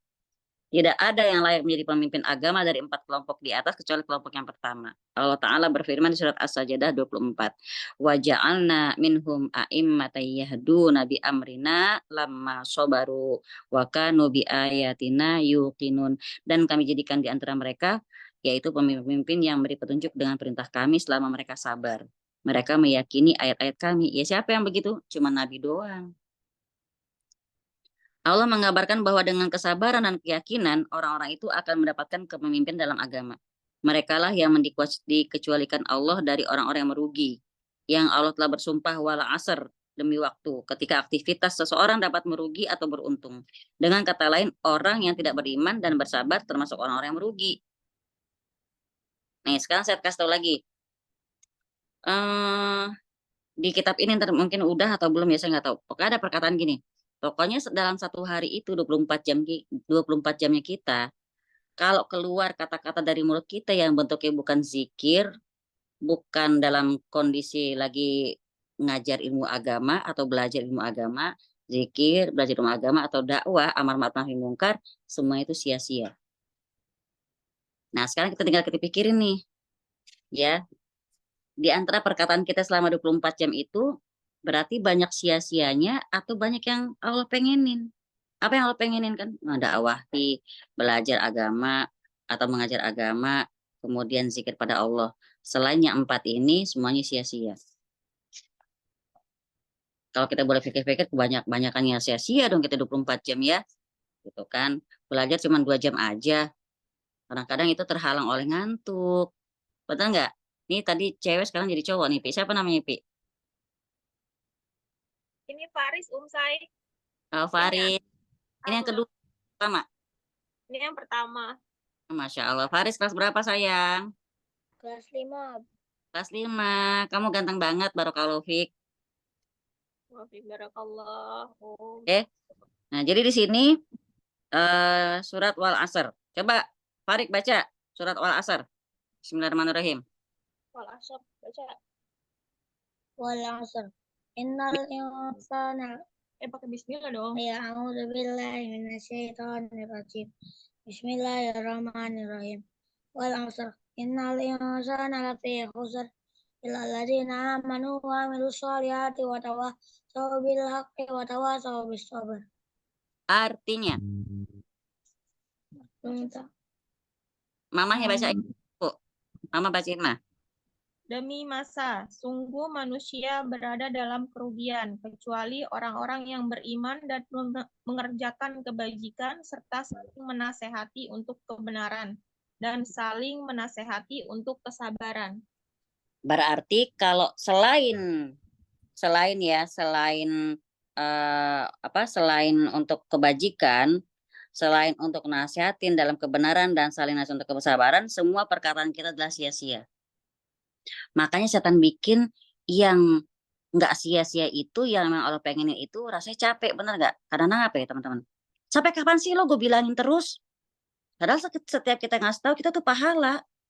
Ketimbang kita ngomel kayak tadi gitu kan, ketimbang kita bahkan misalnya gini, orang yang lagi berpresentasi di sekolahnya, lagi mempelajari ilmu dunia gitu kan, kalau dia nggak niatin ibadah, sia-sia jadinya. Gitu loh, bukan berarti jadi kalau orang sekolah gimana, orang yang kuliah gimana, kan dia tuh ibaratnya lagi presentasi atau segala macam, nggak masuk dalam ibadah dong. Lah, kalau diniatin ibadah jadi ibadah gitu loh. Masya Allah kan Islam itu sebenarnya kan kayak gini deh, kayak kemarin kita tanya umur kita berapa sebenarnya, Bu Suraya umurnya berapa sekarang? 54. Hah? 44. Tapi kapan mulai taatnya sama Allah? Mulai umur kapan? Baru pas kenal Umi aja itu baru. 2014. 2014. Oh, berarti udah 10 tahun ya. Udah 10 tahun kalau kita kata Allah ya. Kalau kata ulama yang kita hitung sebagai umur kita tuh umur yang mulai kita taat sama Allah. Berarti kita ini masih belia-belia semua di sini. Gitu ya. Nah, jadi tadi ini ya, makanya ke semua perkataan itu merugi kecuali ya ilalazina amanu wa amilus. Jadi orang beriman yang kerjaan mereka itu adalah selalu berbuat kebajikan ya, beramal soleh, dan mereka tuh nggak pernah bosan untuk saling nasihatin dalam kebenaran dan kesabaran. Nah, dilalahnya zaman sekarang kita kalau yang namanya nasihatin pasti cepat marah kita. Benar nggak, Pi? Benar nggak, Mbak Aulia? Yang namanya judulnya nasihat pasti kita cepat marah. Mbak Cynthia, benar nggak? Ih, kamu dibilangin mulu, udah berapa kali sih mama kasih tahu? Berapa kali sih harus dibangunin subuhnya? Padahal kita bangunin itu pahala. Tapi setan bisikin apa? Coba deh lo ya. Emang lo nggak capek apa bangunin tiap hari? Harusnya kan dia bangun sendiri. Harusnya kan dia kan kowam. Harusnya gitu loh. Pekerjaan yang padahal kesempatan kita buat mendulang pahala, kita merasa capek. Ya, emang kurang ajar setan kan. Jadi bikin kita tuh merasa kayaknya nggak beruntung. Padahal beruntung loh. Misalnya tiap hari harus dibangunin, ya alhamdulillah tiap hari mama dibilang pahala. Kamu susah banget ya bangunin subuhnya. Alhamdulillah sih mama jadi tiap pagi tuh bangunin kamu. Jadi mama tuh insya Allah waktu mama tidak merugi untuk terus mama gunakan lisan ini untuk kebajikan. Kayak gitu. Tapi setan bisikinnya lain kan. Sampai kapan tuh anak dibangunin tuh udah balik juga masih harus dibangunin dulu gitu ya. Subhanallah ya. Jadi di sini tidaklah cukup hanya dengan mengetahui kebenaran dan bersabar, tapi juga harus dibarengi dengan saling menasihati dan memberi petunjuk dan anjuran. Sekiranya selain mereka adalah orang-orang yang merugi, maka bisa disimpulkan bahwa maksiat dan dosa membutakan mata hati sehingga tidak dapat mengetahui kebenaran sebagaimana mestinya. Ini kayak kita sekarang ini. Kadang kita untuk berbuat kebenaran rasanya berat, rasanya capek, rasanya kesel kayak gitu ya. Kekuatan dan tekadnya hilang hingga mengakibatkannya tidak sabar menghadapi kebenaran. Bahkan jika hal ini terjadi terus-menerus, pengetahuannya akan terbalik. Seperti jalannya juga menjadi terbalik. Dia melihat perkara yang batil sebagai kebenaran dan kebenaran sebagai kebatilan. Nauzubillah summa nauzubillah. Perkara yang ma'ruf jadi mungkar, perkara yang mungkar jadi ma'ruf.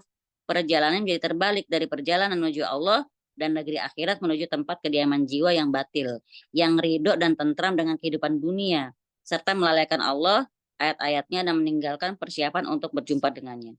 Sekiranya hukuman dosa dan kemaksiatan hanya seperti yang disebutkan di atas, tentu hal ini sudah menjadi pantas menjadi faktor pendorong bagi setiap muslim untuk meninggalkan dan menjauhi dosa dan maksiat. Wallahu musta'an. Demikianlah, sungguh ketaatan dapat menerangi, menjernihkan, menguatkan, dan mengokohkan hati seperti cermin yang mengkilap dengan kejernihannya hingga dipenuhi dengan cahaya.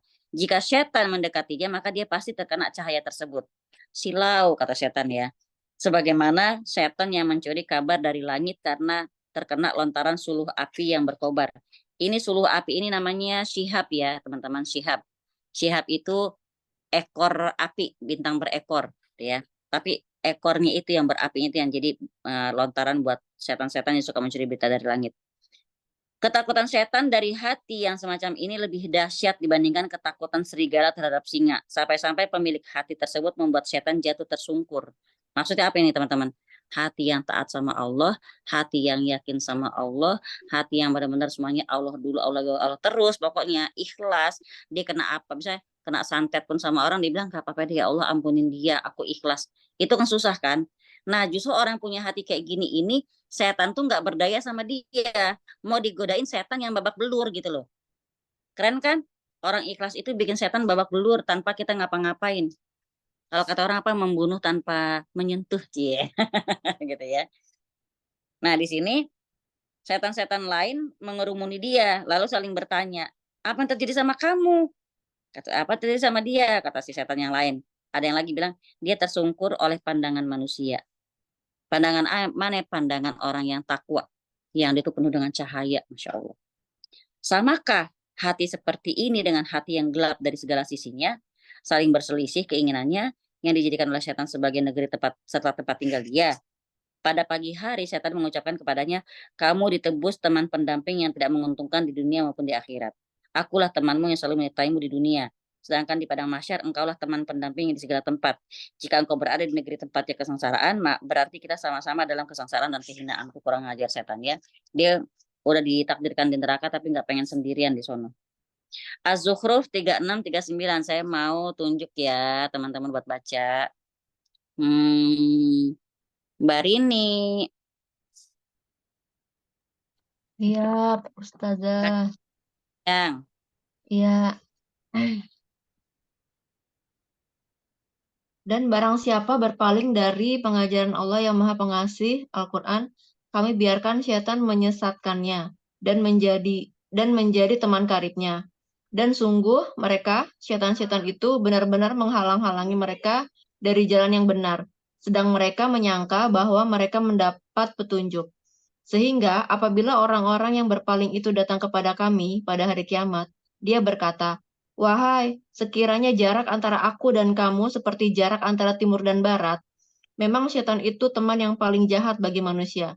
Dan harapanmu itu sekali-sekali tidak akan memberi manfaat kepadamu pada hari itu ketika kamu telah menzolimi dirimu sendiri. Sesungguhnya kamu pantas bersama-sama dalam azab itu. Ngeri ya. Jadi orang yang dulunya di dunia selalu ngikutin bisikan setan, di akhirat nanti setan tuh lari ninggalin dia. Terus kemudian dia bertanggung jawab sama dosa-dosa dia. Dan dia sampai bilang, coba jarak aku sama kamu itu dari dulu tuh sejauh timur dan barat. Kalau bahasa kita, jadi kan aku bisa tuh nggak ngikutin kamu. Ya, tapi kata Allah ya, tapi kan kamu ngikutin dulu di dunia. Itu sekarang dirasain azab ini, bareng-bareng langsung di neraka dah. Alhamdulillah ya. Allah Ta'ala mengabarkan bahwa barang siapa yang berpaling dari zikirnya, yaitu kitabnya yang diturunkan kepada Rasulnya, lalu dia berpaling, buta kepadanya, kayak orang sekarang, ngaji tuh kayaknya formalitas banget ya. Nauzubillah. Buta kepadanya dan terhalang pandangannya dari memahami, merenungkan, dan mengetahui maksud Allah yang tertera di dalamnya, maka Allah akan mendatangkan syaitan baginya sebagai hukuman atas keberpalingannya dari kitabnya. Syaitan tersebut akan menjadi teman yang senantiasa menyertainya, baik dalam perjalanan ataupun tidak. Syaitan itu adalah kawan dan penolongnya. Sungguh, syaitan adalah seburuk-buruk penolong dan sejahat-jahat kawan. Dua anak susuan dari satu ibu saling bersumpah dengan sumpah darah selamanya tidak akan berpisah. Ini maksudnya itu tadi ya, antara manusia yang bejat dengan setan. Selanjutnya Allah mengabarkan bahwa setan mencegah kawannya tersebut dari jalannya. Jadi dia ditemenin dulu nih. Jadi pokoknya jadi kayak bestie banget lah, lebih dari bestie, malahan selalu diikutin kemana saja. Tapi yang dibisikin itu ada yang baik gitu loh. Seakan-akan dia jadi supporter nomor satunya seorang ini. Udah, lo nggak usah maafin dia, ngapain? Harga diri lo tahu gak bro? Hormat lo tahu di mana? Kayak malu maafin dia bla bla. Ya, jadi seakan-akan dia tuh merasa dibela. Padahal buat apa bisikan itu? Biar orang ini nggak dapat pahala, biar orang dapatnya dosa gitu. Paham kan ya teman-teman ya? Setan itu kelihatannya baik nemenin kita. Kayaknya seakan-akan ngebelain harga diri kita banget. Padahal biar kita tuh nggak melakukan apa yang Allah pengenin. Apa yang Allah pengenin? Memaafkan. Ya, ridho, nerima, ikhlas. Itu kan lawan katanya dari sifatnya setan, ya enggak? Jadi di sini setan itu mencegah kawannya dari jalannya yang mengantarkan kepadanya dan surganya. Sementara itu orang sesat yang tercegah tadi menyangka bahwa dia itu tengah berada di atas jalan kebenaran. Nah, nanti keduanya dihadirkan pada hari kiamat. Salah satu dari mereka bilang, ya ampun, duhai, sekiranya kita terpisah sejauh timur dan barat, kamu adalah seburuk-buruk teman. Enggak apa-apa saya Mbak Rahma. Kamu menyesatkan aku dari petunjuk ketika dia datang kepadaku. Kamu mencegahku dari kebenaran dan memalingkan aku hingga aku binasa. Kamulah seburuk-buruk teman untuk pada hari ini, katanya gitu. Jadi di depan Allah dia akhirnya marah-marah sama setan. Dasar lo teman yang buruk, jahat segala macam. Kan gara-gara kamu tuh aku melakukan ini itu. Tapi Allah bilang, iya salah sendiri kenapa dulu ngikutin gitu loh. Ngeri ya.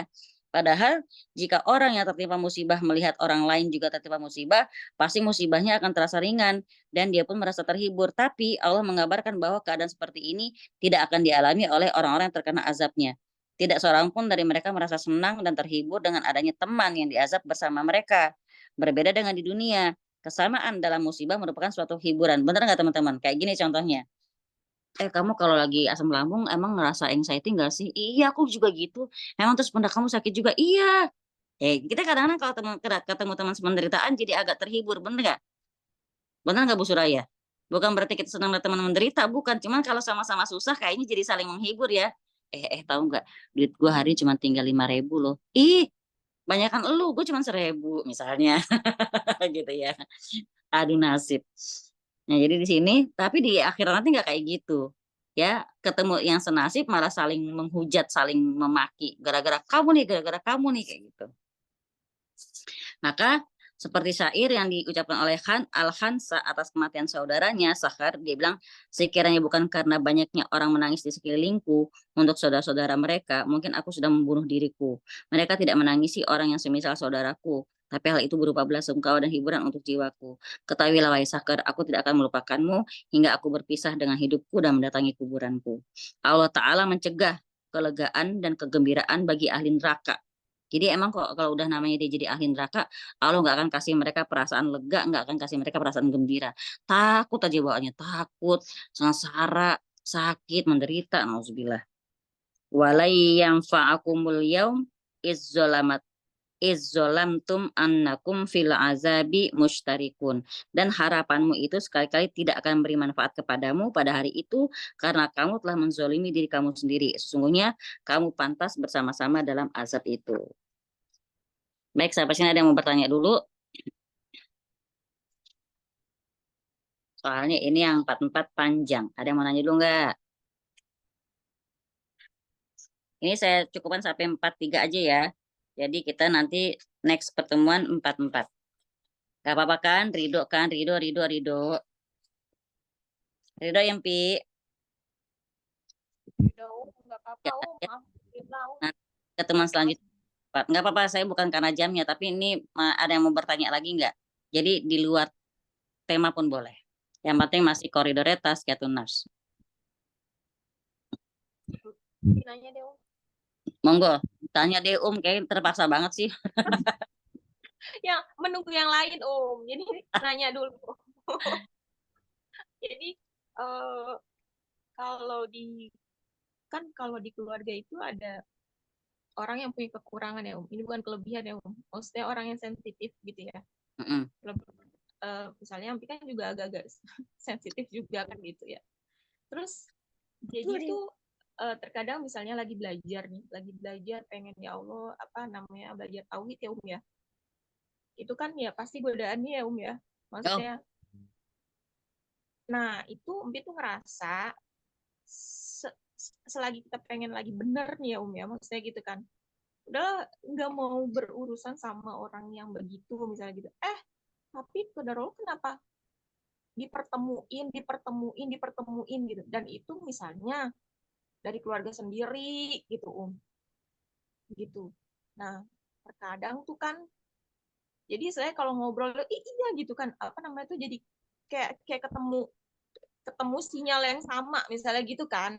Nah itu gimana ya Maksudnya apa dulu nih dalam konteks apa? Dalam konteks konteks meluruskan niat gitu, meluruskan niat yang dari awal kita udahlah lurus aja lah gitu istilahnya jangan kepo gitu kan misalnya kayak gitu.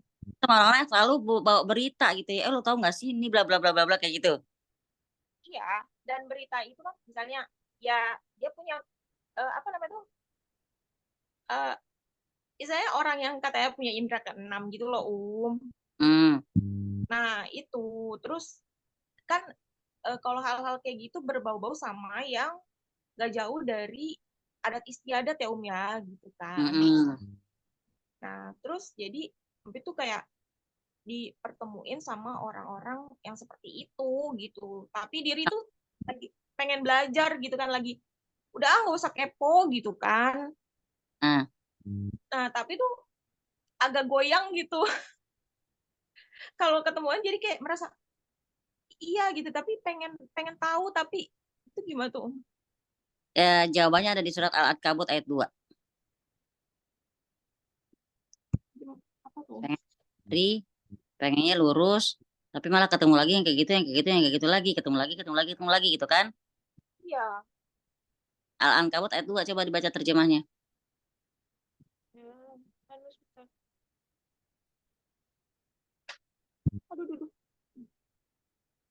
Siapa yang udah ketemu? Kita baca Al-Ankabut ayat 2. Ya sebentar Apakah manusia mengira bahwa mereka akan dibiarkan hanya dengan mengatakan kami telah beriman dan mereka tidak diuji? Oke, berarti apa? Mbak bilang gue pengen lurus aja, pokoknya nggak mau yang kayak gitu. Ketemu lagi kan, kata Allah, nggak bisa. Justru untuk menguji benar-benar akan lurus, justru dengan dipertemukan lagi dengan kayak gitu. Kalau bilang pengen lurus, terus kemudian circle lurus semua, kapan ketahuannya hati kita udah lurus? Bisa jadi hanya karena circle kita saja, bisa jadi hanya karena kita tahu situasi. Maka kalau emang pengen lurus, maka Allah uji dengan ketemu lagi yang kayak gitu. Nah, ayo buktikan, katanya kamu pengen lurus, ayo bersikaplah saat itu, gitu. Jadi artinya ketika kita minta, ya nggak pengen gibah misalnya, saya pengen tobat ya Allah, gibah misalnya. Nanti ketemunya orang yang bawa berita terus, bikin kita jadi kayak gatel untuk menyimak gibah gitu ya. Artinya di sini apa yang kita minta sama Allah ujiannya pun seperti itu. Nggak jauh-jauh dari itu. Justru apa? Untuk ngetes Allah itu pengen membuktikan bener nggak nih niat kamu. Pengen nggak begitu lagi. Coba ayo gitu, Pi. Jadi ketika Pi pengen lurusin niat, berniat untuk pengen lurus-lurus aja, aku nggak pengen begini, nggak pengen begitu. Pokoknya nggak mau ketemu, nggak mau bahas yang begitu-gitu. Berarti Mbak ketemunya model yang itu lagi. Berarti di sini Allah lagi nuntut untuk Empi membuktikan tekad Empi. Mungkin memang bukan dengan menjauhkan dari circle tersebut, tapi tetap Allah pengen sikapnya Empi gitu loh. Justru dengan ketemu yang kayak begitu lagi, beneran yang gini, tekad Empi kuat nggak untuk tetap berada di jalan yang lurus seperti itu. Paham kan? Paham ya? Jadi justru dikasih ujiannya kayak gitu, kayak orang minta sabar. Ya Allah berikanlah aku kesabaran. Gimana tahu dirinya sabar atau tidak kalau dia nggak dikasih ujian? Makanya kalau doa itu juga dipikir-pikir. Misalnya kalau misalnya, ya Allah berikan aku kesabaran. Yang akan Allah kasih ujian terus. Karena biar tahu, katanya mau sabar. Nggak ada kesabaran tanpa ujian. Makanya kita minta apa sekarang? Ya Allah kuatin lagi sabarku dalam menghadapi musibah dunia ini. Ya Allah sesungguhnya aku ngerasa nggak kuat, tapi engkau pasti memang nggak akan memberikan ujian di luar kesanggupan aku. Maka kuatkan kesabaranku ya Allah, ajari hatiku buat ridho kayak gitu. Jadi jangan cuma minta doang, Allah kasih aku kesabaran, terus dikasih ujian kita protes, kata Allah katanya minta sabar, gitu loh. Paham ya, Mbak Cynthia, Mbak Aulia, paham ya Ibu? Nah, jadi itulah ya kalau kita doa itu memang konsekuensinya ada. Bisa jelas ya Pi? Ya, Jazakillah Oke. khair. Ada yang mau tanya lagi? Ayo boleh, yang off cam juga boleh. Saya mau nanya terkait kitab kita malam ini. Mbak Mut, gimana kabarnya, Say? Mut Mainan yang di Depok kan ya? Kemarin ketemu di Depok. 5, 4, 3, 2, 1. Berarti Mbak Mutnya lagi ketiduran. Oh, alhamdulillah dijawab. Oke deh. Oke Mbak Rahma. Oh, tadi dia udah keluar kayaknya ya. Nggak bisa buka kamera karena Zoom di luar rumah. Diajak pergi sama Pak Su bawa anak-anak Cici. Oh, sambil ngelonin. Oke Mbak Mut. Oke. Ada yang mau tanya lagi nggak? Kalau nggak ada yang nanya lagi, saya izin sampai di sini. Boleh ya, Pi ya? Kajiannya Pi ya, maaf ya. Kalau emang nggak ada yang bertanya lagi, saya izin sampai di sini saja tema kita. Insya Allah kita ketemu. Pengen nanya tapi banyak, boleh. Tapi lagi ngelonin. Katanya Mut.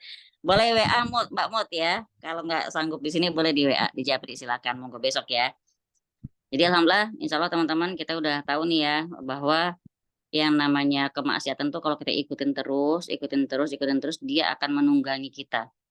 Ya, setan itu, hawa nafsu itu, nafsu syahwat itu akan menunggangi kita kalau kita nggak bisa menunggangi dia.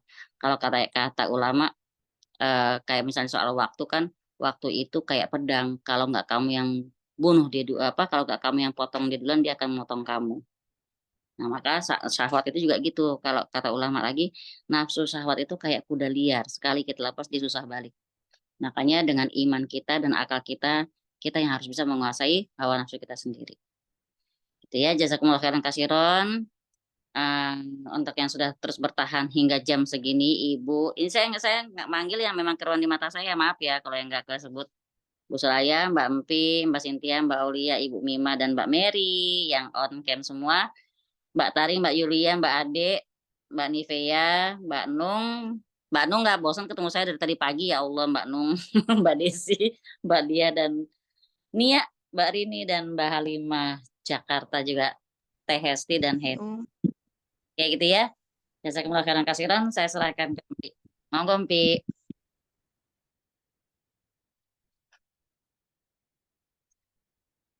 Masih di mute, Pi. Ya, alhamdulillahirobbilalamin. Jazakillah khair Om atas ilmu, waktu dan sabarnya ya. Yang terus-terusan minta, ayo kajian lagi, Masya Ya, Allah. maaf, kita emang ini namanya wala asr. Ya, penerapan dari watawasabil haqi watawasabil sober. Makasih ya, Pi, ya, jazakumullah khairan kasiran ya, jangan bosan ya. Terima kasih teman-teman. Semoga ilmu hari ini yang kita pelajari bermanfaat. Marilah kita tutup dengan istighfar, astagfirullahaladzim, astagfirullahaladzim, astagfirullahaladzim, dan doa majelis. Subhanakallahumma wa bihamdika asyhadu an la banyak. Udah nutup baru on cam, gimana sih dirimu? Assalamualaikum. Waalaikumsalam warahmatullahi wabarakatuh. Waalaikumsalam. Barakallahu fikum.